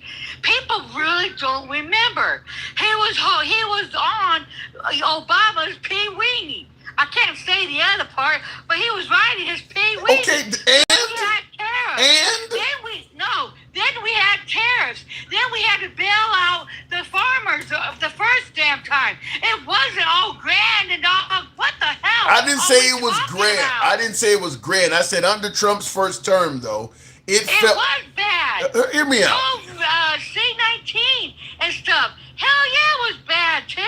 I'm going Come on, man. Under Trump's first term, with the exception of how he handled the pandemic, a lot of folks take away the pandemic. They felt his first term was better than how Biden handled the country. Fucking uneducated and fucking no good for nothing, fucking racist. And then they had to come and do it and believe him doing it again. Oh, well, we're going to lower grocery. He doesn't even know how to shop.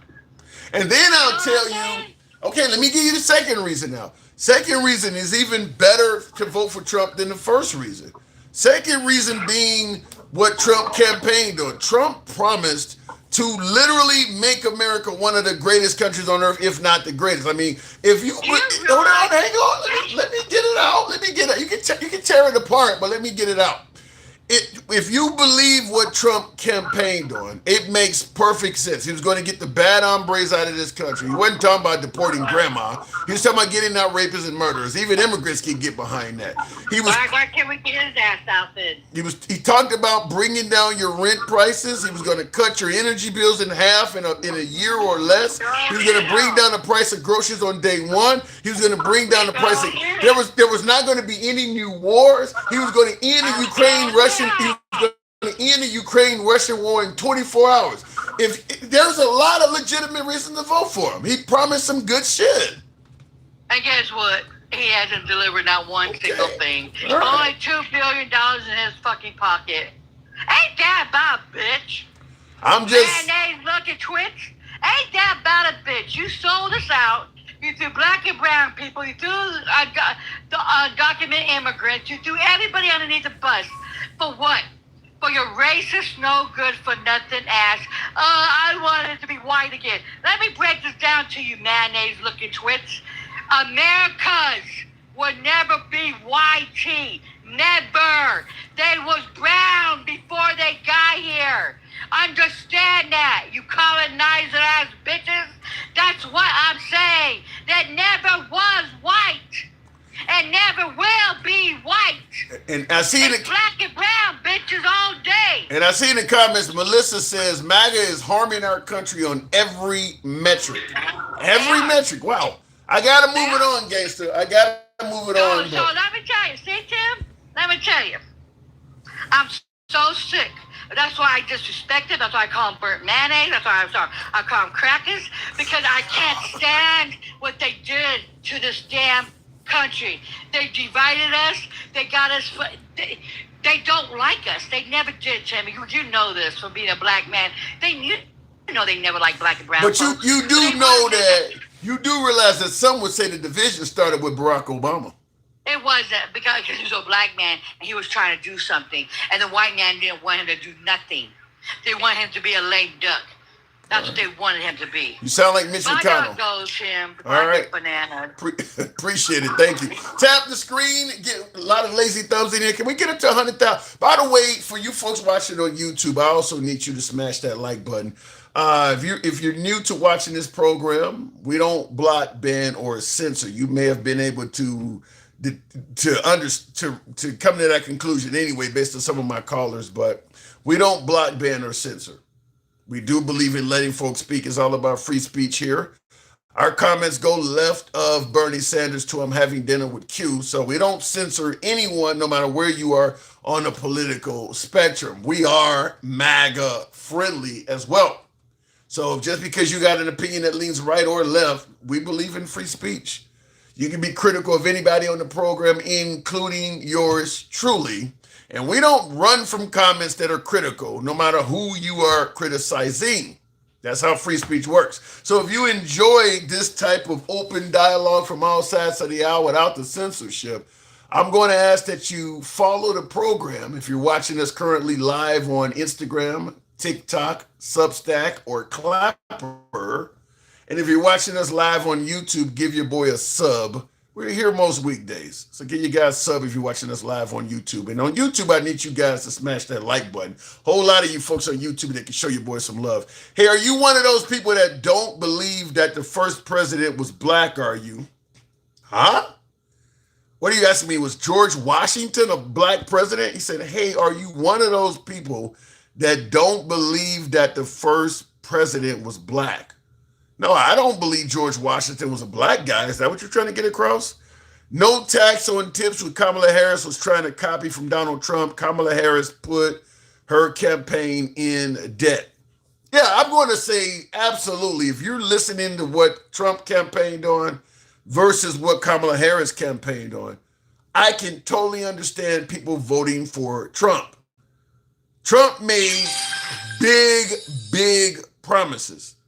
Like I said, he promised to cut your energy bill in half by January of this year. So by January of 2026, your energy bill is going to be half of what it was when he took office. He promised to lower gas prices on day one. He was going to cut rents. He was going to end the Ukraine-Russian war in 24 hours. We were not going to get in any new wars. He was tired of forever wars and overseas wars. He was going to focus on America first. Kamala Harris didn't promise anywhere near that much good shit. So yeah, it makes absolute sense to vote for Trump if you listen to what they campaigned on. I totally understand why people voted for Trump. Now, I got to address the elephant in the room. He didn't deliver on most of those promises. So folks who voted for Trump based on what he campaigned on, many of them are disappointed. Because he didn't campaign on, attack. What did he attack? Like 8 countries? He talked Greenland. Now he's talking about Cuba's next. Obviously, we're in Iran. He's bombed Nigeria, talking about Christians who are being persecuted. He's bombed Syria. He's bombed Yemen. That's 6 of them I can think of off the top of my head. He didn't campaign on doing all of that. So the campaign promises are absolutely why it made sense to vote for Trump over Kamala Harris to a lot of people. But what he actually delivered is completely different than what he campaigned on. And that is why my program, and I'll go to the next guest shortly, tap the screen, get us on up over the 100,000 hump. We're pretty close. So you guys on TikTok, certainly tap the screen, get us up over 100,000. This is why I get hammered. I've been doing this for what, 3-4 years? I used to have a much larger MAGA audience, mainly because we were criticizing the Biden economy at the time. Biden was president. We were criticizing the flaws of Biden. Now Biden's gone, Trump's president, and we're criticizing some of the things he is doing wrong. But what I've gotten from a lot of my beloved MAGA guests are, you're hard to watch now. You went too far to the left. Handsome Conservative says it sometimes. You guys have went too far left, particularly me as a host. You're too far to the left. You're hard to watch. I can't watch you no more. I can't stomach you no more. I mentioned this the other day. I haven't moved from where I am on the political spectrum. I'm not far left. I am somewhat left of center. Not very far, though. I can see some of the values of things that the right talk about. You know, getting a job, complying with police, stuff like that. I believe in 2A, some of that stuff. But the reason my program appears that it has changed and it's become as if I've went too far to the left in the eyes of MAGA, it's not because I've moved on the political spectrum. It's because MAGA has. Where President Trump campaigned is nowhere near as far as where he is now. And the problem is MAGA views my program differently now is because they're moving all over the spectrum with President Trump. I'm not. I'm standing on what I sound the same way I did when I started 3, 4, 5 years ago. MAGA does not. MAGA does not sound the way they sounded 3, 4, 5 years ago when they were talking about we don't want endless wars. We want to drain the swamp. You know, Trump is doing the opposite and MAGA's just following with that. So MAGA has changed their stance, their principles on a host of issues. They're just following Trump wherever he goes. So yeah, if you go further to the right, I'm gonna seem like I'm far left now. It ain't because I've moved, it's because you have. You down the street now. You're not a couple houses down anymore. You're way down the street now. And the further you go to the right, the more left I'm going to see. But it ain't because I'm moving, it's because you are. That's where MAGA is. It's wherever Trump goes, they're following. I mean, taking over Cuba? He wasn't talking about doing that. All of a sudden, MAGA's like, yeah, maybe we do need to take Cuba. Okay, so you changed with him. That's not a, we're gonna get out of having wars and focus on America first. Now you're talking about focusing on Cuba. Anyway, looking in the comments, that says Mac, or Nack something says, what is your stance on ICE killing people? I believe that Trump has created an anti-immigrant environment that has led to ICE kind of behaving as goons. I mean, you're telling them they got immunity while they're doing what they're doing. You're immediately jumping up, calling people like Alex Preddy and Renee Nicole Good domestic terrorists. They're resisting arrest. That's it. Both of them. Certainly Alex Preddy, who's on the ground unarmed. I mean, he's not even in a car that you can blame and try to make up and say that he's trying to run over an agent. He's on the fucking ground with 5 or 6 people on top of him. Domestic terrorists? So I believe that what Trump is doing is promoting that type of mentality. You're turning people into goons. I think they all realize that no matter what they do, Trump kind of got your back. So he's turning people into goons. Looking in the comments, and not to mention then, of course, you probably get a pardon from Trump if you do something stupid. The guy who took the life of Alex Preddy and Renee Nicole Good, the federal government said they were going to investigate those deaths. They prevented the city of Minneapolis from having anything to do with the investigation, so they took it over completely. They have not released any conclusion to either investigation. And the ICE agents apparently are back on the street doing their job. So if the investigation determines that they wrongfully killed somebody, you don't let them work several months after it. To me, the minute you put them back on the street, it's pretty obvious that you're not going to do anything about it. So, yeah, I think what they're doing is essentially turning that. Here's the problem with this. You don't like the liberals talking about defund the police. You don't like the people of color and African-American community making it sound like all cops are bad. But you got these folks out here doing all that stuff while wearing badges. If you're a local cop, a sheriff, a federal agent, hell, a security guard, or anybody else wearing a badge, what ICE is doing is tainting all of you, because they're just police. They're police with a special assignment, but they are tainting the way people view all police. They're hurting our image of police in this country. So I don't know, and that's gonna expand beyond Trump. That's gonna last for a while. In the comments, the mass deportations has damaged our economy. Do some damn research, people. Damn. They don't care about that. They care about getting them out. They're willing to suffer the economic damage just to say you got those people out. Case of Grandma is right on target. The only thing I would say is we don't have to hate people. We don't want to become what we don't like. I like that in there. I like the way you phrased that. Help your boy with the hat, mustache, TikTok cap goes, Marty Marr. Thank you. Much love to you. Appreciate that. FIFA brought the world together. Why can't our fucking countrymen find common ground? I agree. Let me go back to the box. And are we over the 100,000 hump? Yes, we are. Going back to the box indeed. We'll go to Top Dog. Good evening, Top Dog. Welcome to the program. You didn't say thank you. I didn't see alter ego, Shanti. I want to say thank you too, Shanti. Thank you for all you've been doing, Shanti. I appreciate the support. Top Dog, good evening. Hey. What you got going? Not much. For the day, Tim? Well, we're talking about Trump is going to address the nation on Thursday. Apparently, he wants the Save America Act really bad. And it sounds like, I guess he's going to come up with something to justify that. How do you feel about the Save America Act? You aware of it?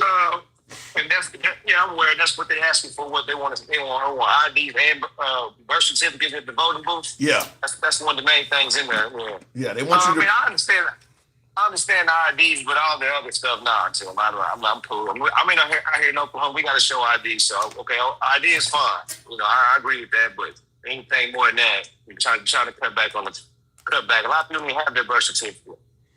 Yeah, I don't. I think I still have mine. I think the problem is, not only do I agree with you that a lot of people don't have those documents, I believe that it gives them room to disqualify documents. Like the hospital, the hospital that I was born at it no longer exists. So I guess I would get it from the state of Illinois.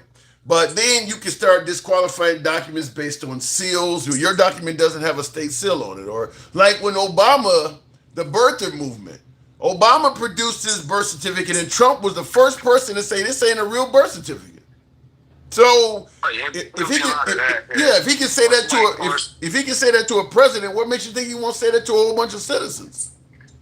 Oh yeah, definitely. People coming with a ripped up birth certificate, folded up birth certificate. Yeah, it's just a way for they trying to, cut back on the votes. Man. It's going to be getting shellacked come November. It's going to be real hard. Yeah, to me... Trump trying to set it up, playing with the election. So he know what he's doing. So you think Trump is trying to cheat? Well, shit, he always trying to cheat. He's been cheating his whole damn life, Tim. Yeah. He's been getting over and cheating his whole damn life. In the comments, I got this poll going on. I want to ask you your take on this. Lindsey Graham, South Carolina senator, just passed away earlier this week, or on Saturday. Saturday he passed away. I got a poll that says, did Lindsey Graham get got? Or did he pass away of this heart ailment, this cardiac ailment that, his aorta or whatever? What do you think? Do you think there was something else to that? No, but if it was, they'll find out, Tim. You sure? Yeah, for sure. If they find out, if they find out, do you think they'll be transparent with the American people about it? Oh yeah, but Trump would love to go after somebody right now. He would love to go after Ukraine, something like that. Find a reason for him, a reason for him not to support him, or Trump looking for that. Yeah. So poison one of us. I can see Trump, making an issue with it. So damn sure, cut off funding for damn sure. So if it turns out that the Russians, because that's who Lindsey Graham was after with sanctions and punishment, was the Russians. If it turns out that Russia took the life of Lindsey Graham, what do you think Trump would do?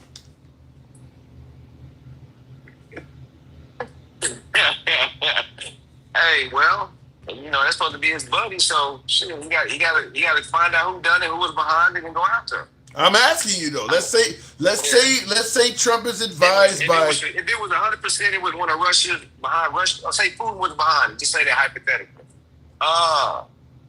Man, you got to go get Putin. You got to go get Putin, man. You got to get him. You think that? Wait. Let me make sure I'm getting clarity. Yeah. Let me. If Putin is setting up our United States citizens to be unalive, I think it's worthy we knocking off. He need to be knocked off. So just to get clarity and for people that are listening, you hold on. So you believe that if it turns out that Putin ordered a state-sanctioned hit on Lindsey Graham, you believe President Trump would retaliate against Russia? Well, I'll take that back, Tim. Let me step a little bit.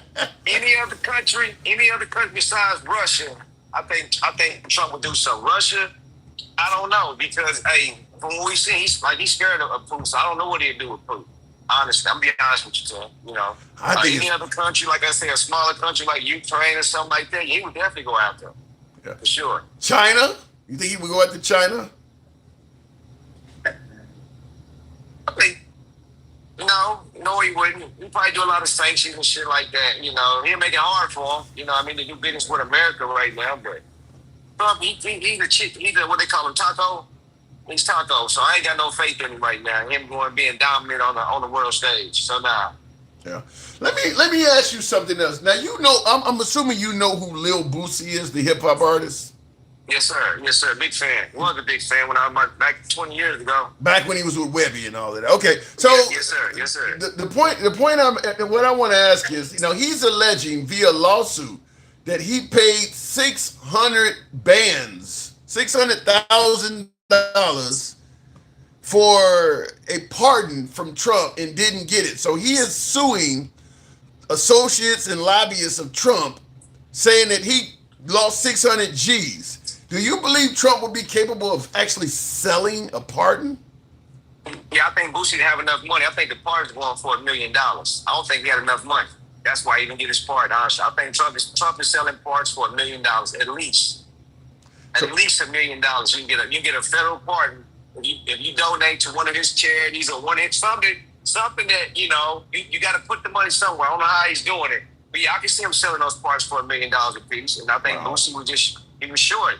He thought he can get over, take 600,000. He'll help me out. You know how I go. Give him a little bit of money, he'll let me slide. Nah. Well, why not get a man his money back then if he's short? I mean, if I go and try to buy a television and I get up to the counter and I don't have enough money, they don't just take my money and say get lost. I mean, I would tell him, Tim, the same way all the people that invested in Trump stocks, Trump vodka, Trump steaks.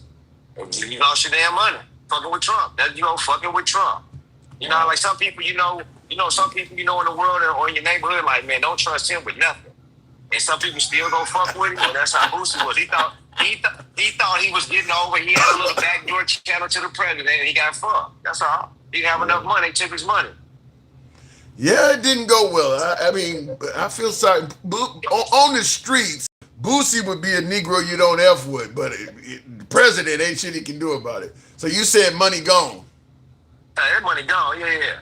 Boosie thought he was getting, same like them Black MAGA motherfuckers. They think they doing something secretive and getting a backdoor channel, and Trump gonna look at it. Wow.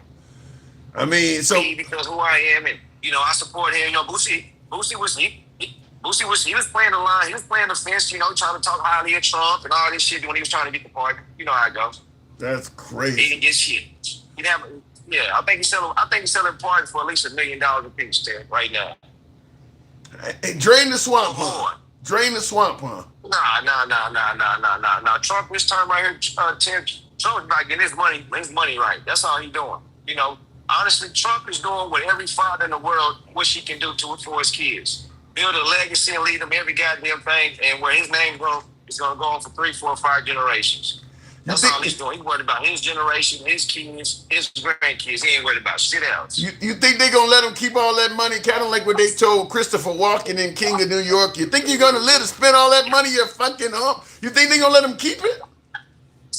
If the Democrats get in office, they're gonna do a lot of investigation. They're gonna do a lot of, they're gonna do a lot of investigation on his kids, on him. It's gonna get. I'm not gonna say they're gonna take all this money, but they gonna look at it. For damn sure, all those contracts they were getting. If the Democrats get out, they're gonna give him hell. They're gonna give him hell, Tim. Do you think they want it? Do you think the Democrats should impeach him for a third time? Well, I'll say this, Tim. If they can't convict him, don't even waste our time. In the comments, Handsome Conservative says, here's why the Democrats are not going to do anything. Because Trump has the dirt on them too and will release it. So he's saying that the Trump has dirt on the Democrats, and I guess he's keeping that as a whole card, which is not kind of how Trump normally acts. But he's saying that Trump has dirt on the Democrats, and if the Democrats try to impeach him, he has dirt to release on Democrats too. Nah, hell no. Tim Trump had anything when you want them politicians. You would know about it. He would know about it. He ain't hold it. He can't hold his mouth. He can't hold his tongue. He can't hold hot water. He can't hold water, as they say. Yeah. I tend to agree with that. If Trump has something on the Democrats, you would know already. I don't think there's no way he gonna hold that.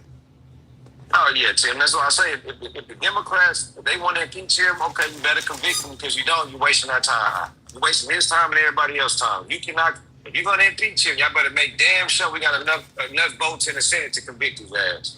I got another question before I move it on from you.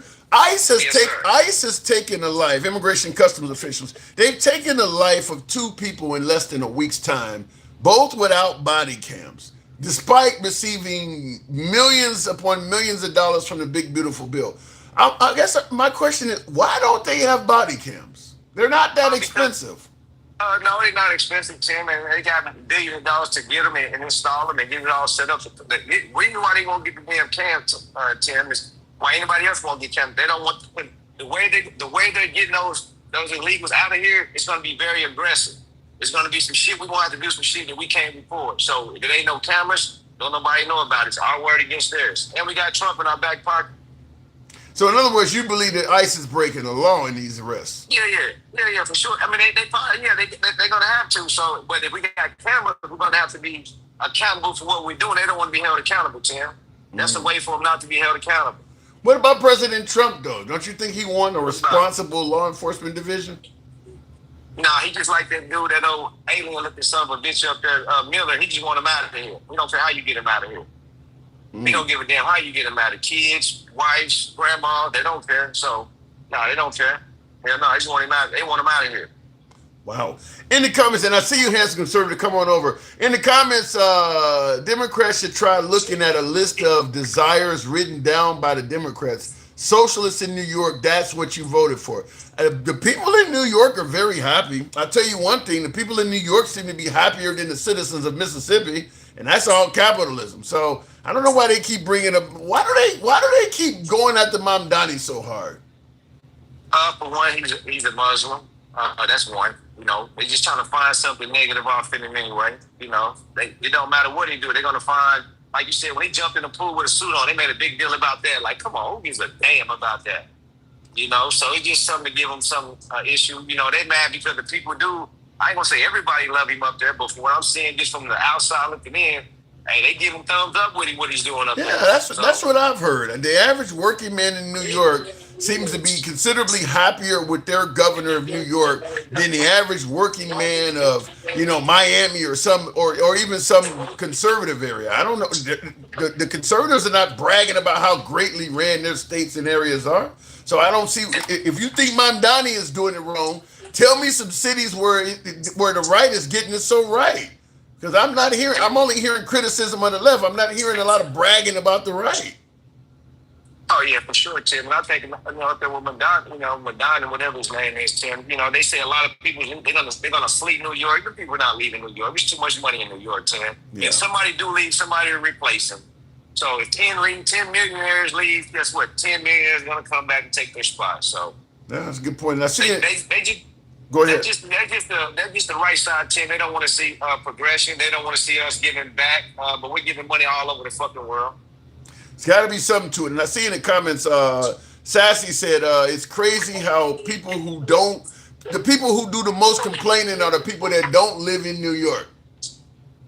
I mean, that's what's going on right now, Yeah. Exactly. That's what's going on right now. Everybody's talking shit about New York. Never been in New York. That is so true. they just going off, how they feel. They just don't like that somebody's coming in they thought he never had a shot. Nobody thought he had a shot. He came in and he won, and they like what they're getting out of him. So be it. He's for the poor man. That's what I'll say. Yeah. He's not for the elite. He's for the poor man. Yeah, I've had New Yorkers on the program. They seem to be quite happy with the guy. I got to move it on, Top Dog, but yeah. Yes, sir. The people complaining don't live in the area. Top Dog, thank you. I'll let him. Appreciate it. Tap the screen, get us on up to 120. 100, HUNNIT. Tap the screen, get us up to 120,000. Looking in the comments, we're close. And by the way, if you're watching on YouTube, smash that like button. You guys can make that happen. We got twice as many of you on this particular stream of YouTube that we do like. So smash that like button if you're watching on YouTube. It's all about free speech. What your dear leader did to children ain't funny, even if all 29% of you condone it. I don't think MAGA condones Trump violating children. I think they don't believe he did it. I don't think they condone it. You're right. The people who are complaining don't live in the area. That has a lot to save with immigration. Whenever there's only 4 states that border Mexico. Yeah.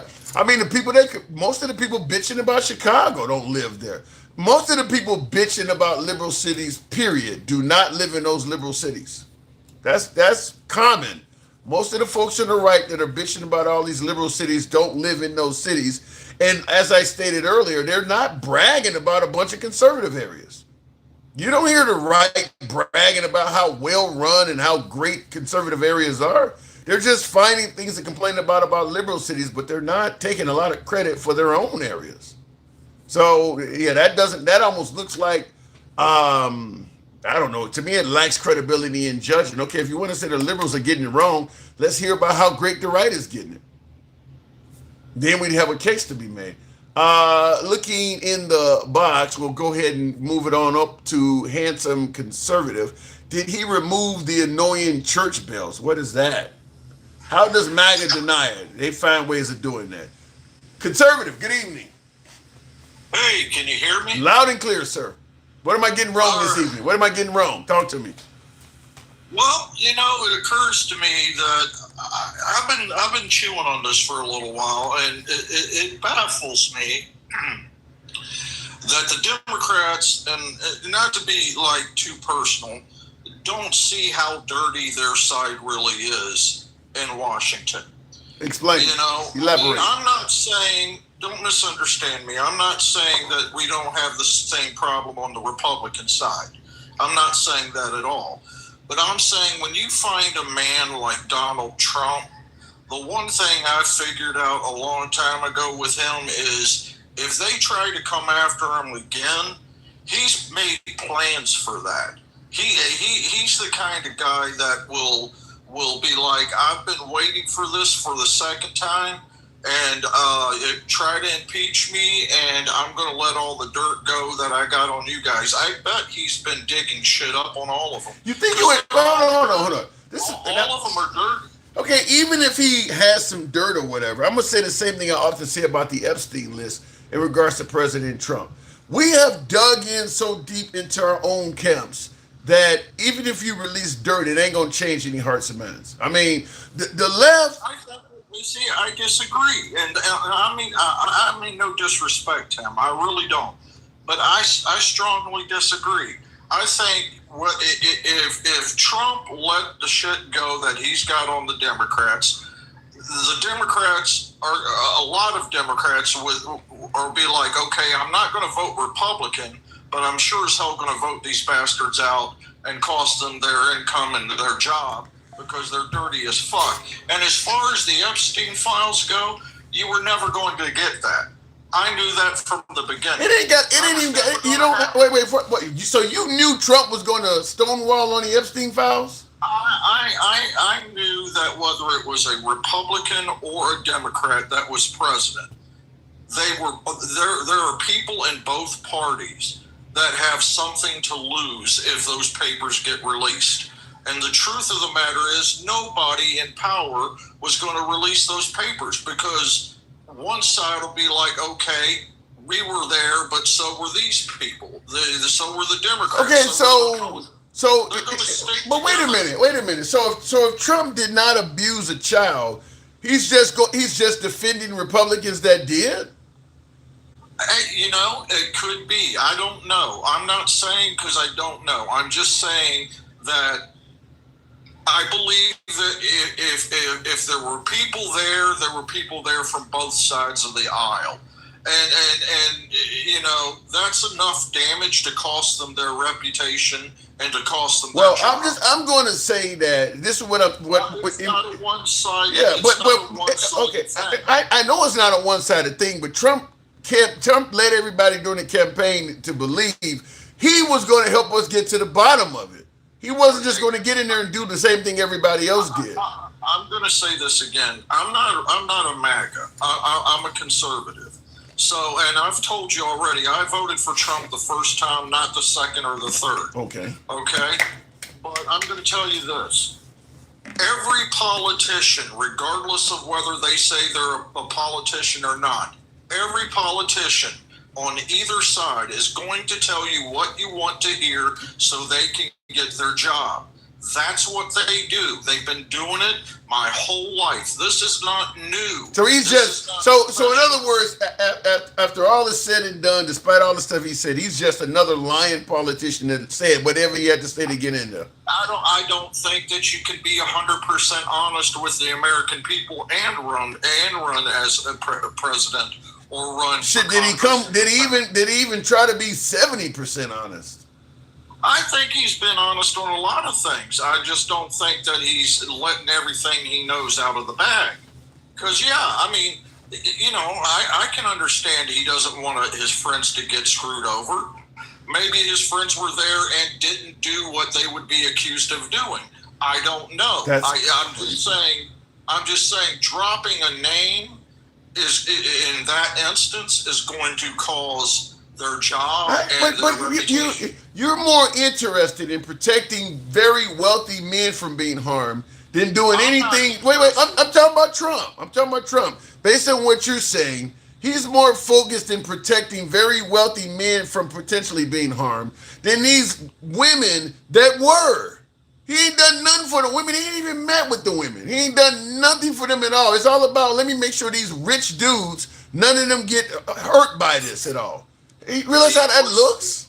Well, what's funny to me, and I'm not trying to be disrespectful, Tim, but what's funny to me is you think that that's not normal. You think that that's not common. What I'm trying to tell you is regardless of whether it was Trump or it was Biden or it was Reagan or it was somebody else, it doesn't matter what does that got to do with it? Okay. Okay. Even if hold on. Even if it's, what is a normal argument? I don't get that. What does the news channels always say about Washington? They live in their own bubble. They don't live like the rest of us. So Republican, Democrat, progressive, even AOC is dirty.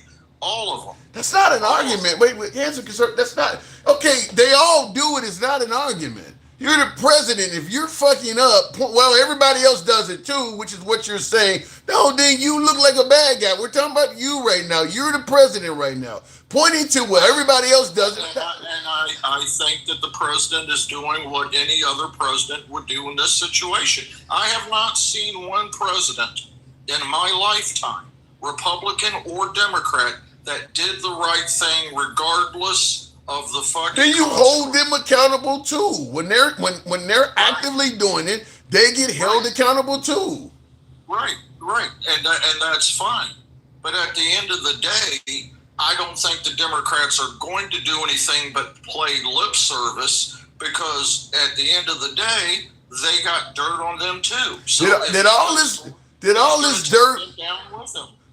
dirt just materialize? Because they just tried to impeach Trump twice. He didn't release any juicy details on him then. I got to thinking about that too, and here's what I think. I think that the first time Trump was in office, he didn't know how the game was played. He's never been in office before as a president or as a senator or as a congressman. But this time he learned the game. So I think that he's going to hold back some shit just in case they come after him, which is an intelligent fucking thing to do. If you know that the party's going to come after you, then you fucking get as much dirt on them. Then just be prepared. Then Hanson Conservative, I'll tell you this. He might as well just be prepared to release it, because you don't fuck with so many people, from media outlets to colleges to law firms to Democrat politicians. People are going to come after this dude. You ain't got dirt on all these motherfuckers. You don't did bad stuff to world leaders and all. You don't have dirt on every single one of these people. I think he has enough dirt on enough people in power to fucking make sure that he at least runs his last 2 years out. And I really do think that. Now, after he runs his last 2 years out, or last couple of years out, I think he's going to try to give himself a pardon, give his closest friends a pardon, so that way when they do come out with something, they're already pardoned for it. I think that's what's going to happen. It's going to be Biden 2.0. Yeah, I gotta disagree with you as much as one can possibly disagree. So you're a Democrat. Yeah. If you agreed with me, it ain't got nothing to do with being a Democrat. Even if we had a Democrat in office that was doing what Trump is doing, and people were telling me, well, he gonna be able to survive because he got all kinds of shit on Republicans. I'm like, Trump is fucked with too many people. That you don't have dirt on all these people. I mean, there are so many people jonesing for him, going after jonesing for his kids and all that. You don't have dirt on all these people. Here's the problem. You were used to people being dirty behind the scenes. Trump is a gangster up front. He's just gonna fucking say what he's gonna say, and he's gonna put the shit. He's gonna hold on to the shit he needs to hold on to protect himself. He may not play the game like the other people, but it's the same game he's playing. He's got some shit on people. He wouldn't be doing what he's doing now if he didn't. I'll put on the MAGA hat. I actually think that. I mean, I'm listening to me. You sound like some of my MAGA viewers who say he's playing chess and everybody else is playing checkers. Thank you. You gonna come to a conclusion at the end of the day that them ain't nothing but checker pieces. This dude ain't playing chess. He don't have nothing on all them people. Trump has never shown any. I have not seen anything from Trump to suggest he can hold juicy secrets like you're indicating. He comes across somebody who says everything on his mind whenever he wants to. He don't come across somebody who would even do what you're talking about. The Democrats in power enrich themselves through the system. Okay. Right? Am I right? Okay, let's just be fair. Yeah. What is Trump doing? He's enriching himself through the system. Yeah. The only difference is that the Democrats can call out Trump for doing it, but they can't call out their own party for doing it. You ain't heard nobody calling out Nancy Pelosi over and over and over again, Joe Biden, Hunter Biden over and over and over again? Let me put it this way. I have heard people call them out, but guess what? I have seen them vote them back in as well. And so that is right. So therefore, if you're going to vote them back in and they're just as dirty as you're saying Trump is, then you got no leg to stand on. But that's my point. That's my point. If they've seen the dirt, that's my point. They've seen it because that's how the political environment is. The right's doing the same thing. The point I'm making is that whatever Trump has on the Democrats, I don't think it would even be effective because, as you just stated, they're seeing it and voting them right back in. Just like I said about Trump and Epstein. even if Trump does, well, I like his policies. Yeah, maybe a few kids got hurt, but I like his policies. I don't think any of this stuff is gonna matter. So whatever you claiming Trump is holding, I don't think it would. Ain't no way in hell they gonna take a risk in letting Trump rule the land or letting J.D. Vance or Marco Rubio be president because of some shit you got on Democrats. They're not gonna let that happen. If you were the president of the United States and you held the power and had the abilities to see and find out what you could about your opposition, okay, and you had that power to do that, you're going to tell me that a person like Trump wouldn't take advantage of that situation? Trump has got the dirt on the Democrats, so all the Democrats are going to do is hold meetings and play to the press and tell their constituents that they're doing what they said, and nothing's going to come of it. He got the power. He got the power to prove and show everything you're like what you're rightfully saying. Yet he been making claims about the 2020 election for 10 years and ain't proved shit. He made claims they were eating cats and dogs. He ain't proved shit. That guy says a lot of stuff that ain't true, dude. I mean, you're right. He has the power to find out if it was, and he's producing nothing. First of all, if you're eating cats and dogs, you need to be sent out of the country. That's just said. But it ain't. It's a lie. It ain't happening. It was a joke, Tim. It was a joke. I apologize. I know it's a terrible joke. It's a terrible joke that held the whole damn town hostage as a whole bunch of white supremacists started coming to the town making bomb threats. That's a bad joke. Look, okay, fine, whatever. Look, all I'm saying is I think both sides are dirty. And when it comes to the end of the day, they're going to do as little as possible because people got dirt on each other in Washington. They live in their own bubble. They're going to tell you what you want to hear, do as little as possible, and that's what they do. Trump's just playing the game. He's doing exactly the same thing. He's doing the same thing. When all the way from earlier, you were talking about Iran or Iran. I believe it was Iran. I will say this again. I don't think this war is going to be over. And yes, I just called it a war. You win. Okay. I don't think this war is going to be over until we put troops on the ground. We've got troops over there. I've said it from the beginning. I'll say it again. I'm not rooting for it, but I do believe we're going to end up putting troops on the ground. It may be a bloody fucking mess, but I do believe we're going to put troops on the ground. If we put troops on the ground in Iran, that war is going to last the rest of Trump's term. It will not be over by the time he's done. I don't know. Maybe we'll get somebody in there that'll take care of the problem once and for all. We have been constantly underestimating Iran's capabilities since this began. Trump talking about it'll be over within 2 to 4 weeks. It's pretty clear the person at the helm, that being President Trump, the guy you claim that is, playing chess and everybody else is playing checkers, that Iran war, do you think he's managing that well? First of all, let me answer something for you. Not even I think it was going to be over in 2 or 3 weeks. So he lied. So he was lying? I think you're talking about straight talk commerce. No. Trump said it would be over in 2 to 4 weeks. He said that. Yeah, I never bought that, Tim. So he was lying. So he was just lying? Of course, politicians lie, Tim. All politicians lie. This is not new. Hold on. Here's why this is so problematic. This is the dude who promised to drain the swamp. You are upset because people took him at his word. Well, you should have knew he was just another crooked politician. No, this dude promised to not be like everybody else. And now your whole defense now is, well, he's doing what everybody else is doing. Me and you are not disagreeing on this, Tim. I am saying the same thing. Yes, he ran to be not a politician. Yes, he said these things. But guess what? The first term, like you said, was not a bad term, minus the COVID shit, okay? The first term was not a bad term.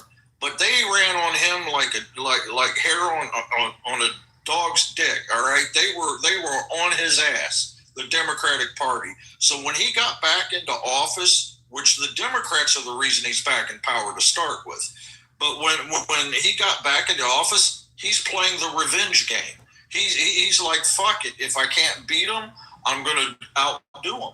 That's what he's doing. Okay. That's what he's doing. Well, you and I will obviously, hopefully, be talking still because the midterms are only a few months away. I'm gonna tell you this right now. My favorite time of year, my Christmas, is fucking midterms. Okay, I love it, dude. When I watch all those crooked politicians get on there and lie to our asses and dance around like puppets on a string, man, it makes me laugh. It's fucking funny. Well, here's what I'm saying though, because we'll be talking throughout the midterms, I believe. Oh, fuck yeah! And here's where I think you and I can have this gentleman's bet or whatever the case may be. But I'm fairly certain that if Trump loses in the midterms, the Democrats are going to impeach him, and I don't think he has all of this, game change. I don't think he. Hold on. I don't believe he has all this game changing information and shit on the Democrats that they're going. I think they're going to go after this guy without any hesitation. I don't believe they're afraid that because he got all this stuff you claim that he has on there. Okay. All right. I'll take that bet. But here's the deal. I want something in return. Okay. If I win, if Trump stays in office for the remainder of his time, okay. No, I'm not saying he won't.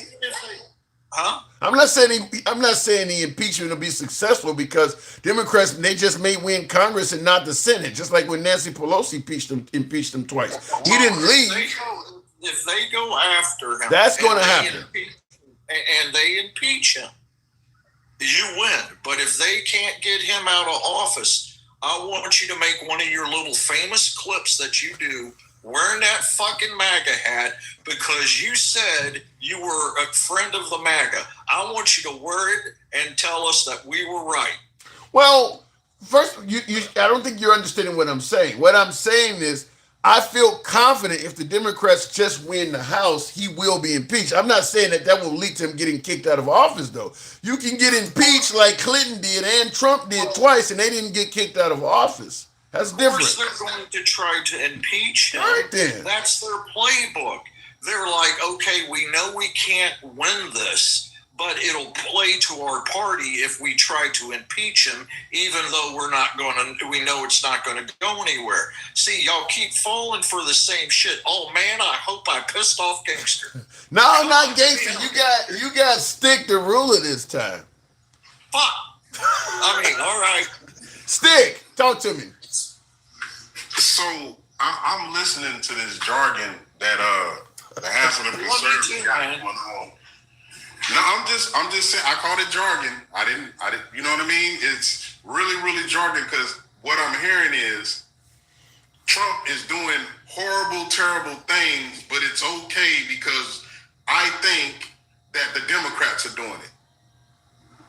Make it make sense for me, handsome conservative. Like seriously. No, here's what I'm saying. I don't think the Democrats are doing it. I know because I've been watching my entire life the Democrats do it and get reelected to do it a second and third. So do me a favor. Since you got the proof and you know, can we see it? Can you see the proof? I'm sure you could look it up and find out. It's just lived experience for me. I've been watching these guys get reelected my whole life. And I know they've been enriching themselves through the system all this time. You know what they can pay. Number one. Earlier you said they just reelect people. We didn't elect Hunter Biden at all. He wasn't in politics at all. I wasn't talking about that's well. Regardless of what you were saying, you brought Hunter up. No, I didn't. He's not in politics. Yeah, you did. When y'all was talking about pardons, and when y'all was talking about what Joe Biden did and how he's gonna have pardons like he did for his son and the people on his way out, yeah, you brought up Hunter, and you also brought up Nancy Pelosi, which again, a dirty bitch, man. She is filthy. Okay, so we bring up Nancy Pelosi as far as when she's have made some money, right? So she made millions, Trump made billions. So what? He's better. So see, that's what I'm saying. So it's so what? That's the point. That's why I even paid the Galaxy to come up here for you to say exactly what you just said. So what? Let me ask you a question. Let me ask you a question. Be honest with me, okay? You know, roundabout. I mean, you could look it up. I know you know how to do that. You could look it up. You know what senators get paid, senators and congressmen, correct? Roundabout. They all make about the same. Look how much these bitches are worth and tell me they're not dirty. Look at how much. No, so handsome conservative. We're not saying that they don't play the game the way that Trump is playing the game, but Trump is also playing a bigger, high stakes game. When you have a rapper suing you because he only gave you $600,000, and we all know that your pardons are $1 million. We understand why you didn't get the pardon because you didn't give him $1 million. Let me handsome conservative. Let me ask you that. Do you believe Trump is possibly selling pardons? Honestly, I don't know. The first time I heard anything about selling pardons, hold on a second. Let me, before you go cackling, let me explain. The first time I heard this, Tim, was today on your show. I have not heard anything about it. So, I mean, and honest, and that's God's honest truth. But all I'm saying is this is what I'm hearing from Stick, okay? I'm hearing the Democrats are dirty, but Trump is dirtier. Well, if that's true, Trump is doing the job better. I mean, he's that's like saying Jeffrey Dahmer did a better job than O.J. Simpson. Yeah, I guess. Either way, you can laugh and giggle till the cows come home. But isn't the point still that both sides are dirty? Isn't the point still that they're both dirty? No. The point is this. If they are dirty, they should be held accountable. Not just us standing on the side saying, look, both of them are doing it, so let him get away with it. All right. Hold them accountable. I will agree 100% with the both of you, but I want to see both parties shed the shit. I want to see these crooked politicians out of the office, Democrat, Republican, conservative. I want to see them out. Let's get them all out, or let's not do it. Hold on. So I know he's dirty, but until you do something, we ain't gonna do nothing. Hey, that's what I'm hearing. What I'm hearing is you're saying both sides are dirty, right? Republicans are dirty, and you admitted the Democrats are dirty. Vote your guys out. We'll vote our crooked people out. Let's get a new batch of young people in there and see what they can do. No. You got a young people socialist. Listen. We don't believe you anymore. We don't believe that y'all gonna handle y'all dirty. Hold on. Let me finish. We don't believe that y'all gonna handle y'all dirty people anymore. Because we've seen what y'all do. God damn it. We've seen y'all turn a blind eye, look the other way, say just what you said. This is my first time hearing about it. And Lil Wayne and Kodak Black been pardoned. Yep. It's been out that they paid $1 million to Trump. But again, y'all do that. I hear no evil, see no evil shit. And now it's both sides. Well, that he's enriching himself. In defense of handsome conservative, a lot of this shit is media. You know, like you said, he should have heard this stuff. If you believe MSNBC and CNN or left wing outlets and entertainment news, and you only get your news from certain networks, they're not going to tell you the bad stuff Trump do. They're only going to tell you the good stuff. Can I respond to what he said? Yeah. First of all, the reason I haven't heard of it, and I can't speak for anybody else, is I don't have cable. I stopped listening to American news a long fucking time ago because all of it is fucking filth. That's the truth. I get my news from overseas. So honestly, I have. Wait a minute. You're pointing out all the corruption. Hold on. You're pointing out all the corrupt shit that Hunter Biden and Nancy Pelosi. You telling me they talking about that in Europe? Fuck yeah, they do, dude. Come I watch on. Al Jazeera News. I watch BBC Live. Ain't nobody talking about no Hunter Biden in Europe. The fuck they aren't. Why the hell would they care about that? Okay, so either way, you said you don't believe we're going to get our guys out because you've heard that before. But here's my thing. I don't believe that you're going to vote your guys out because I've seen you vote your guys in, even though they're dirty. So it's the same story. The same thing you're saying to our party, we're saying to you. We don't. So no. So how about this one? When we found out that oh boy, he just was running. I forget where it was at. I don't know if it was Tennessee or Texas. I can't remember. But anyway, he just was accused, not found guilty, not went to court, was accused. They told him, look, check this, man. You need to go sit on the sidelines, let somebody else run, or whatever the case may be. Now, mind you, defeat may be important. You talking about Plattner? You talking about Plattner in Maine? Yeah. Maine. Yeah. Okay. There it goes. Plattner in Maine, a Democrat, and it was found, or it was he was accused, not found guilty, accused. Guess what they did? You gotta go. If you work it out, maybe you will have a comeback, maybe you won't. But at this point, yeah, you look like you was about to be nominated and win and all of this shit. But we can't have that over here. You gotta go. Y'all don't have that shit on the Republican side, the conservative side, or the MAGA side. But that's kind of making his point. But Stick, that's kind of making Handsome Conservative's point is that. Actually, I want to say thank you because you just completely made my point. Yeah, you making his point. Well, I appreciate you coming up. How am I making this point? For the galaxy. But thanks for the talk, man. That was awesome.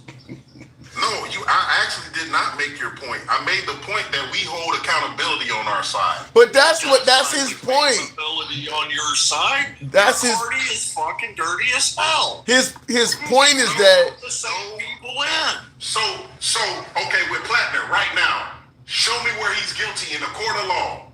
Show me where he's actually crystal ball in my hand and say, mirror, mirror in the ball, show Stick what I'm talking about. Oh, it didn't work. Ah, fuck. No, it doesn't 2 minutes, guys. 2 minutes. It doesn't work. I'm going to tell you why it doesn't work. I'm going to tell you why it doesn't. Stick can talk. Go ahead, Yeah, Stick. I'm going to tell you why it doesn't work. Number one, just like I said, you came up here pointing out that Trump is corrupt as shit, that he's a fuck up. But at the same time, only reason we're not going to do anything because you guys won't do anything about your side. That's what you were saying.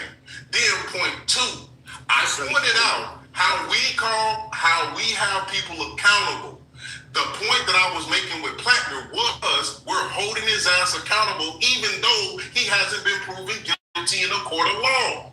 Y'all motherfucking ass won't do shit. Y'all will let a motherfucker y'all will keep nominating people. Matt Gaetz, motherfucking, what's the other dude that y'all had like 3 people that got denied to run the House till you got to goddamn Mike Johnson. Everybody had allegations. Look at your party and talk to me about dirty. That's all I gotta say. Look at your party. Maybe you're right. Maybe you got one person to sit on the sidelines. Good for you. I'm going to bake you some oatmeal cookies, man. One person. I'll tell you this. Your party is just as dirty as ours. And if that is the case, then all that remains is that Trump is outplaying your people. He's outdoing your people. Your people are just as dirty. That's No, why you're I'm going to say it again. I'm candidate. going to say it again. Never stood a chance of running, or never stood a chance of winning. She was a fucking EEI hire, and she lost. Back the wrong. Okay, now I will give you that she lost. But number one, Your guy only has 77 million. For her to only have 100 days and have 75 million, you suck, Trump. Also, 90 million people didn't vote. More people didn't vote for Trump than people that voted for Trump. So he sucks. And then on top of that, we're in a war. You didn't get a dose check. You didn't get a dose check. You didn't get a tariff check. You didn't get a stimulus. Your gas prices are high. All right, gentlemen. For time purposes, I gotta move it on. All right, fair enough. Okay, Stick, I gotta move it on. Hands conservative. I'll move it on for time purposes. Real quick. All I'm saying is when you keep making the same play that doesn't work, you're not going to win. You tried it twice, Hillary and Kamala. It was a failed attempt each time. Learn your lesson. Run somebody that has a chance of winning. My God, this is not hard. So you're saying Trump continuing to talk about the 2020 election, he needs to do something else? Well, as far as the 2020 election goes, yeah, I do believe he needs to do something else. All right. We'll agree on that. Put on the damn hat. I gotta go. Appreciate it. In the comments, real quick, and like I said, I vehemently disagree with him. I'm just going to tell you, there's no way in hell I believe Trump has so much dirt on the liberals that they're not going to go after him. I don't believe that. I think there are some liberals that would be willing to sacrifice their careers to go after Trump. Fuck it. I would rather, some people are just like, fuck it. Yeah, I did something wrong, but I'm willing to report on him even if it means I got to go down. I think there are some people that are willing to sacrifice their career. I mean, look at on the right that have sex. They're doing it now on the right. And he didn't come up with all kinds of like I said, I don't believe that Trump has dirt on as many people as he's hurt. Nancy Pelosi or somebody like that, maybe something he has on her, but I don't know what good it would do. She's like 80-some years old. I don't know what are you going to get Nancy Pelosi in trouble? She's out of politics. But he has went against so many people. He has made so many enemies. There's no way in hell I believe all of them folks are going to stand down because he got something on all of them. One or two people, something like that, we could have a conversation. Not all those people. Mamdani just became, but he got stuff on Mamdani already. What could he possibly have on Mamdani? He's throwing everything at him but the kitchen sink. In fact, there's a whole lot of liberals out there that Trump is throwing everything at them but the kitchen sink. What else could you have? He's been critical of Nancy Pelosi since day one. I can't imagine he got anything on her that he hasn't thrown at her already. He's fired every bullet in the gun. Same like with the Hillary Clinton types. He's done everything that he could to her. Which is why I told my last caller in the beginning, Trump don't come across like the kind of guy that would save a whole card to only go after you if you cross a line. He don't come across like that. He comes across as a guy, if you're his enemy, he's going to fire what he got. If you're throwing a rock at him and he happens to own an Uzi, he's going to fire the Uzi at you. He's not going to go rock for rock, what do they always say? He hits back 10 times harder. I don't see him as a guy that would be holding a bunch of secrets. And I'll tell you this also. If you're a Democrat and you do have something on Trump, but you know he has something on you, do you trust that if you don't fire at him, he's not going to fire at you? Do you trust that he going to keep that secret and take it with him to the grave? You trust he ain't going to never say nothing? I wouldn't trust that. You don't know when it may be advantageous for him to use that on you. So you might as well fire at him anyway. You know, let's say you're on the Epstein list or something like that, and you're a Democrat. You trust that he's never going to bring that up? I personally believe that there's not going to be long before Trump is blaming Netanyahu for the war. Most Trump associates end up on the wrong side of Trump. Most people who are close to Trump ultimately end up on the wrong side of him. I just don't see him being somebody who is going to hold secrets and not say anything. That doesn't come across as a Trump we've all come to know and talk about. So if he's doing that, then Hanson Conservative is right. That would be something I've never seen out of Trump. I've never seen him do that. They are protecting themselves, Tim. I don't disagree with that. But I don't think all of the people that are after Trump has done anything wrong. You think Trump got dirt on colleges and universities and law firms and TV stations? Trump has made so many enemies. He don't have dirt on all of them people. There are people that will come after Trump that he does not have dirt on. I don't believe he has dirt on all of them. I don't think all of them have done anything dirty.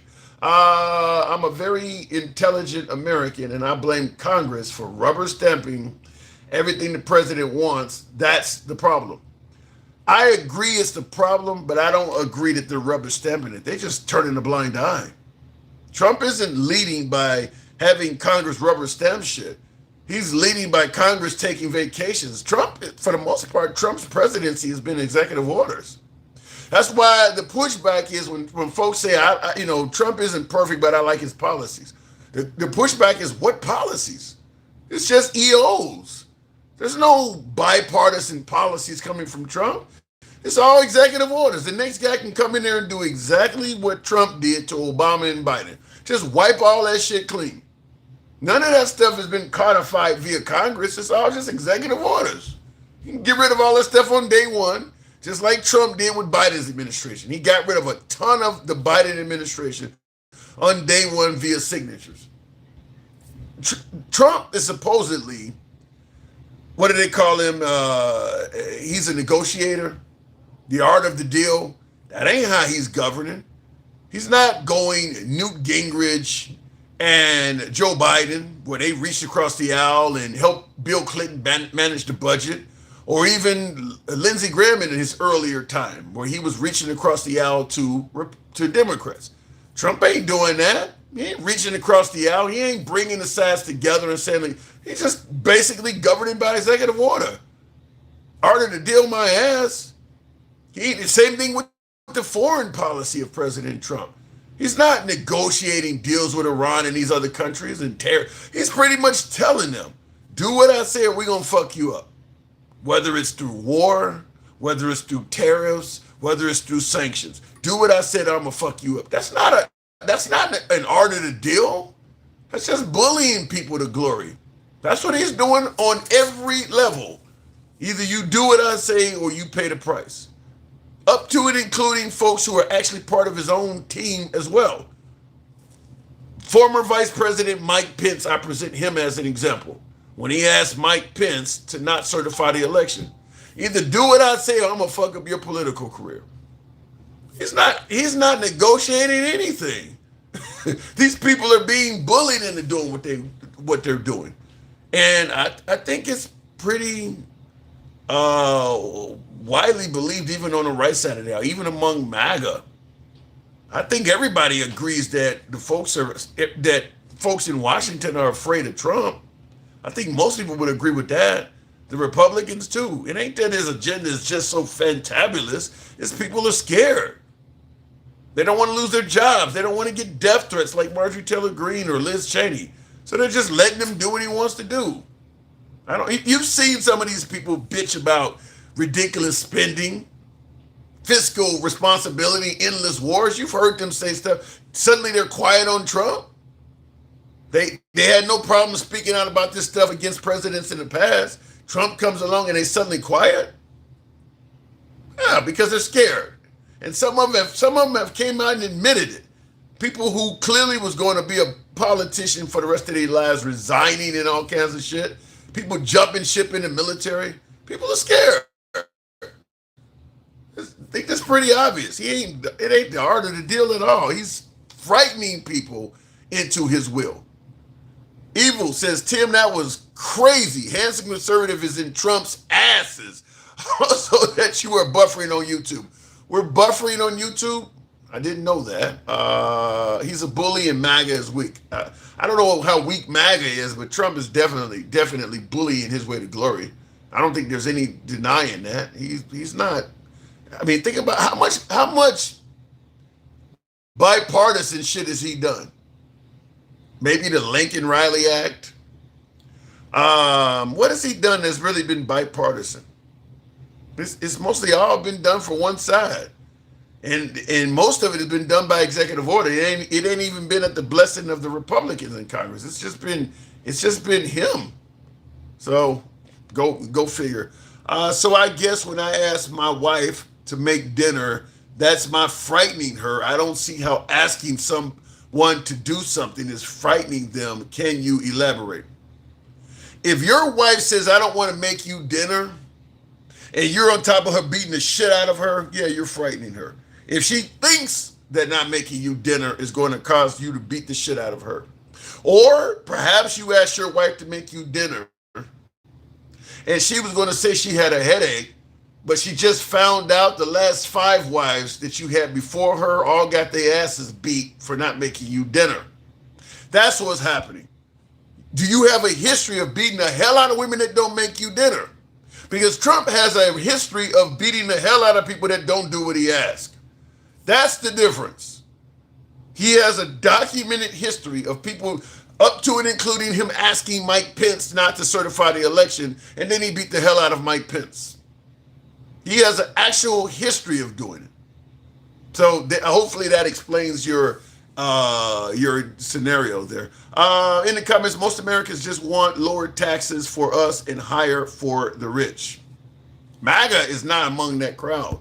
MAGA does not believe in increasing taxes on the wealthy, though. In the comments, thinking politics is real and not scripted in the bit. Okay, I don't know what that means. He said thinking politics is real and not scripted in 2026 is crazy work. I don't know where you've been, but politics affects your lives. I mean, Trump is absolutely affecting the lives of people. Trump's immigration policies absolutely has affected people's lives, up to and including loss of life. His policies on USAID has led up to loss of life. His policies on the Iran war has led up to loss of life, and he's joked about it by posting videos of people dying. So I don't know what you're suggesting, that politics is scripted. You know, it's real. It's absolutely as real as you looking at me on screen. It is absolutely real. Yeah, that makes no sense. I don't know what you're trying to say. Politics has always been scripted. What are you talking about? It doesn't matter if it's scripted or not. If it affects you, it affects you. I mean, it kind of reminds me of what one WWF, I think it was F, WWE, it was a WWF back then. What one WWF wrestler said when he was interviewed by a media, when they were saying, what, you know, people say this is fake. And he pointed out how many surgeries he's had, how many broken bones he's had. Like, a body slam is a body slam. I don't care if it's scripted or not. If it's scripted that you smack me in the face at 2 minutes and 30 seconds, I'm getting smacked in the face. It doesn't matter if it's scripted or not, it still hurts. So it doesn't matter if politics is scripted or not, it's still affecting people. So you can talk about it being scripted, so what? It's the effect is the same as it would be if it was unscripted. So yeah, I don't know what the reference to that is. I mean, scripted, unscripted. What's the difference? You're still affecting human lives in a genuine way that is often harmful, if not lethal, to some people. Does knowing that it was scripted that you were going to cut them off of food assistance, health care, does it make a difference if it's scripted versus unscripted to that person? I don't see any difference. Fascism, MAGA gave us fascism, death and disease. Damn. Politics is, okay, I've seen that already. Most Americans just want lower taxes. I've seen that too. Okay, go figure. Anyhow, folks, I do appreciate the 130,000. I'll wrap it up at this point. Thank you, folks, for tuning in. As always, if you enjoy this type of dialogue from all sides of the aisle, follow us if you're watching on Instagram, Substack, TikTok, or Clapper. By the way, in the future, you can actually call in on those platforms. You want to be a caller? Doesn't matter what your politics are. We don't block, ban, or censor you because you got opposing politics. It's all about free speech. So if you want to be a caller in the future, because we're on most weekdays, same name across all platforms, a handsome liberal. It's the same name on all platforms. Substack, TikTok, Clapper, Instagram. And of course, if you're watching us on YouTube, give us a sub. But unfortunately, YouTube does not allow folks to call in. So otherwise, I would absolutely take some of my YouTubers because that's where a lot of my beloved MAGA are located. We like talking to MAGA as well. Anyhow, give us a like, give us a sub, follow the program. Have a good night. I'll see you mañana. Thank you. Out.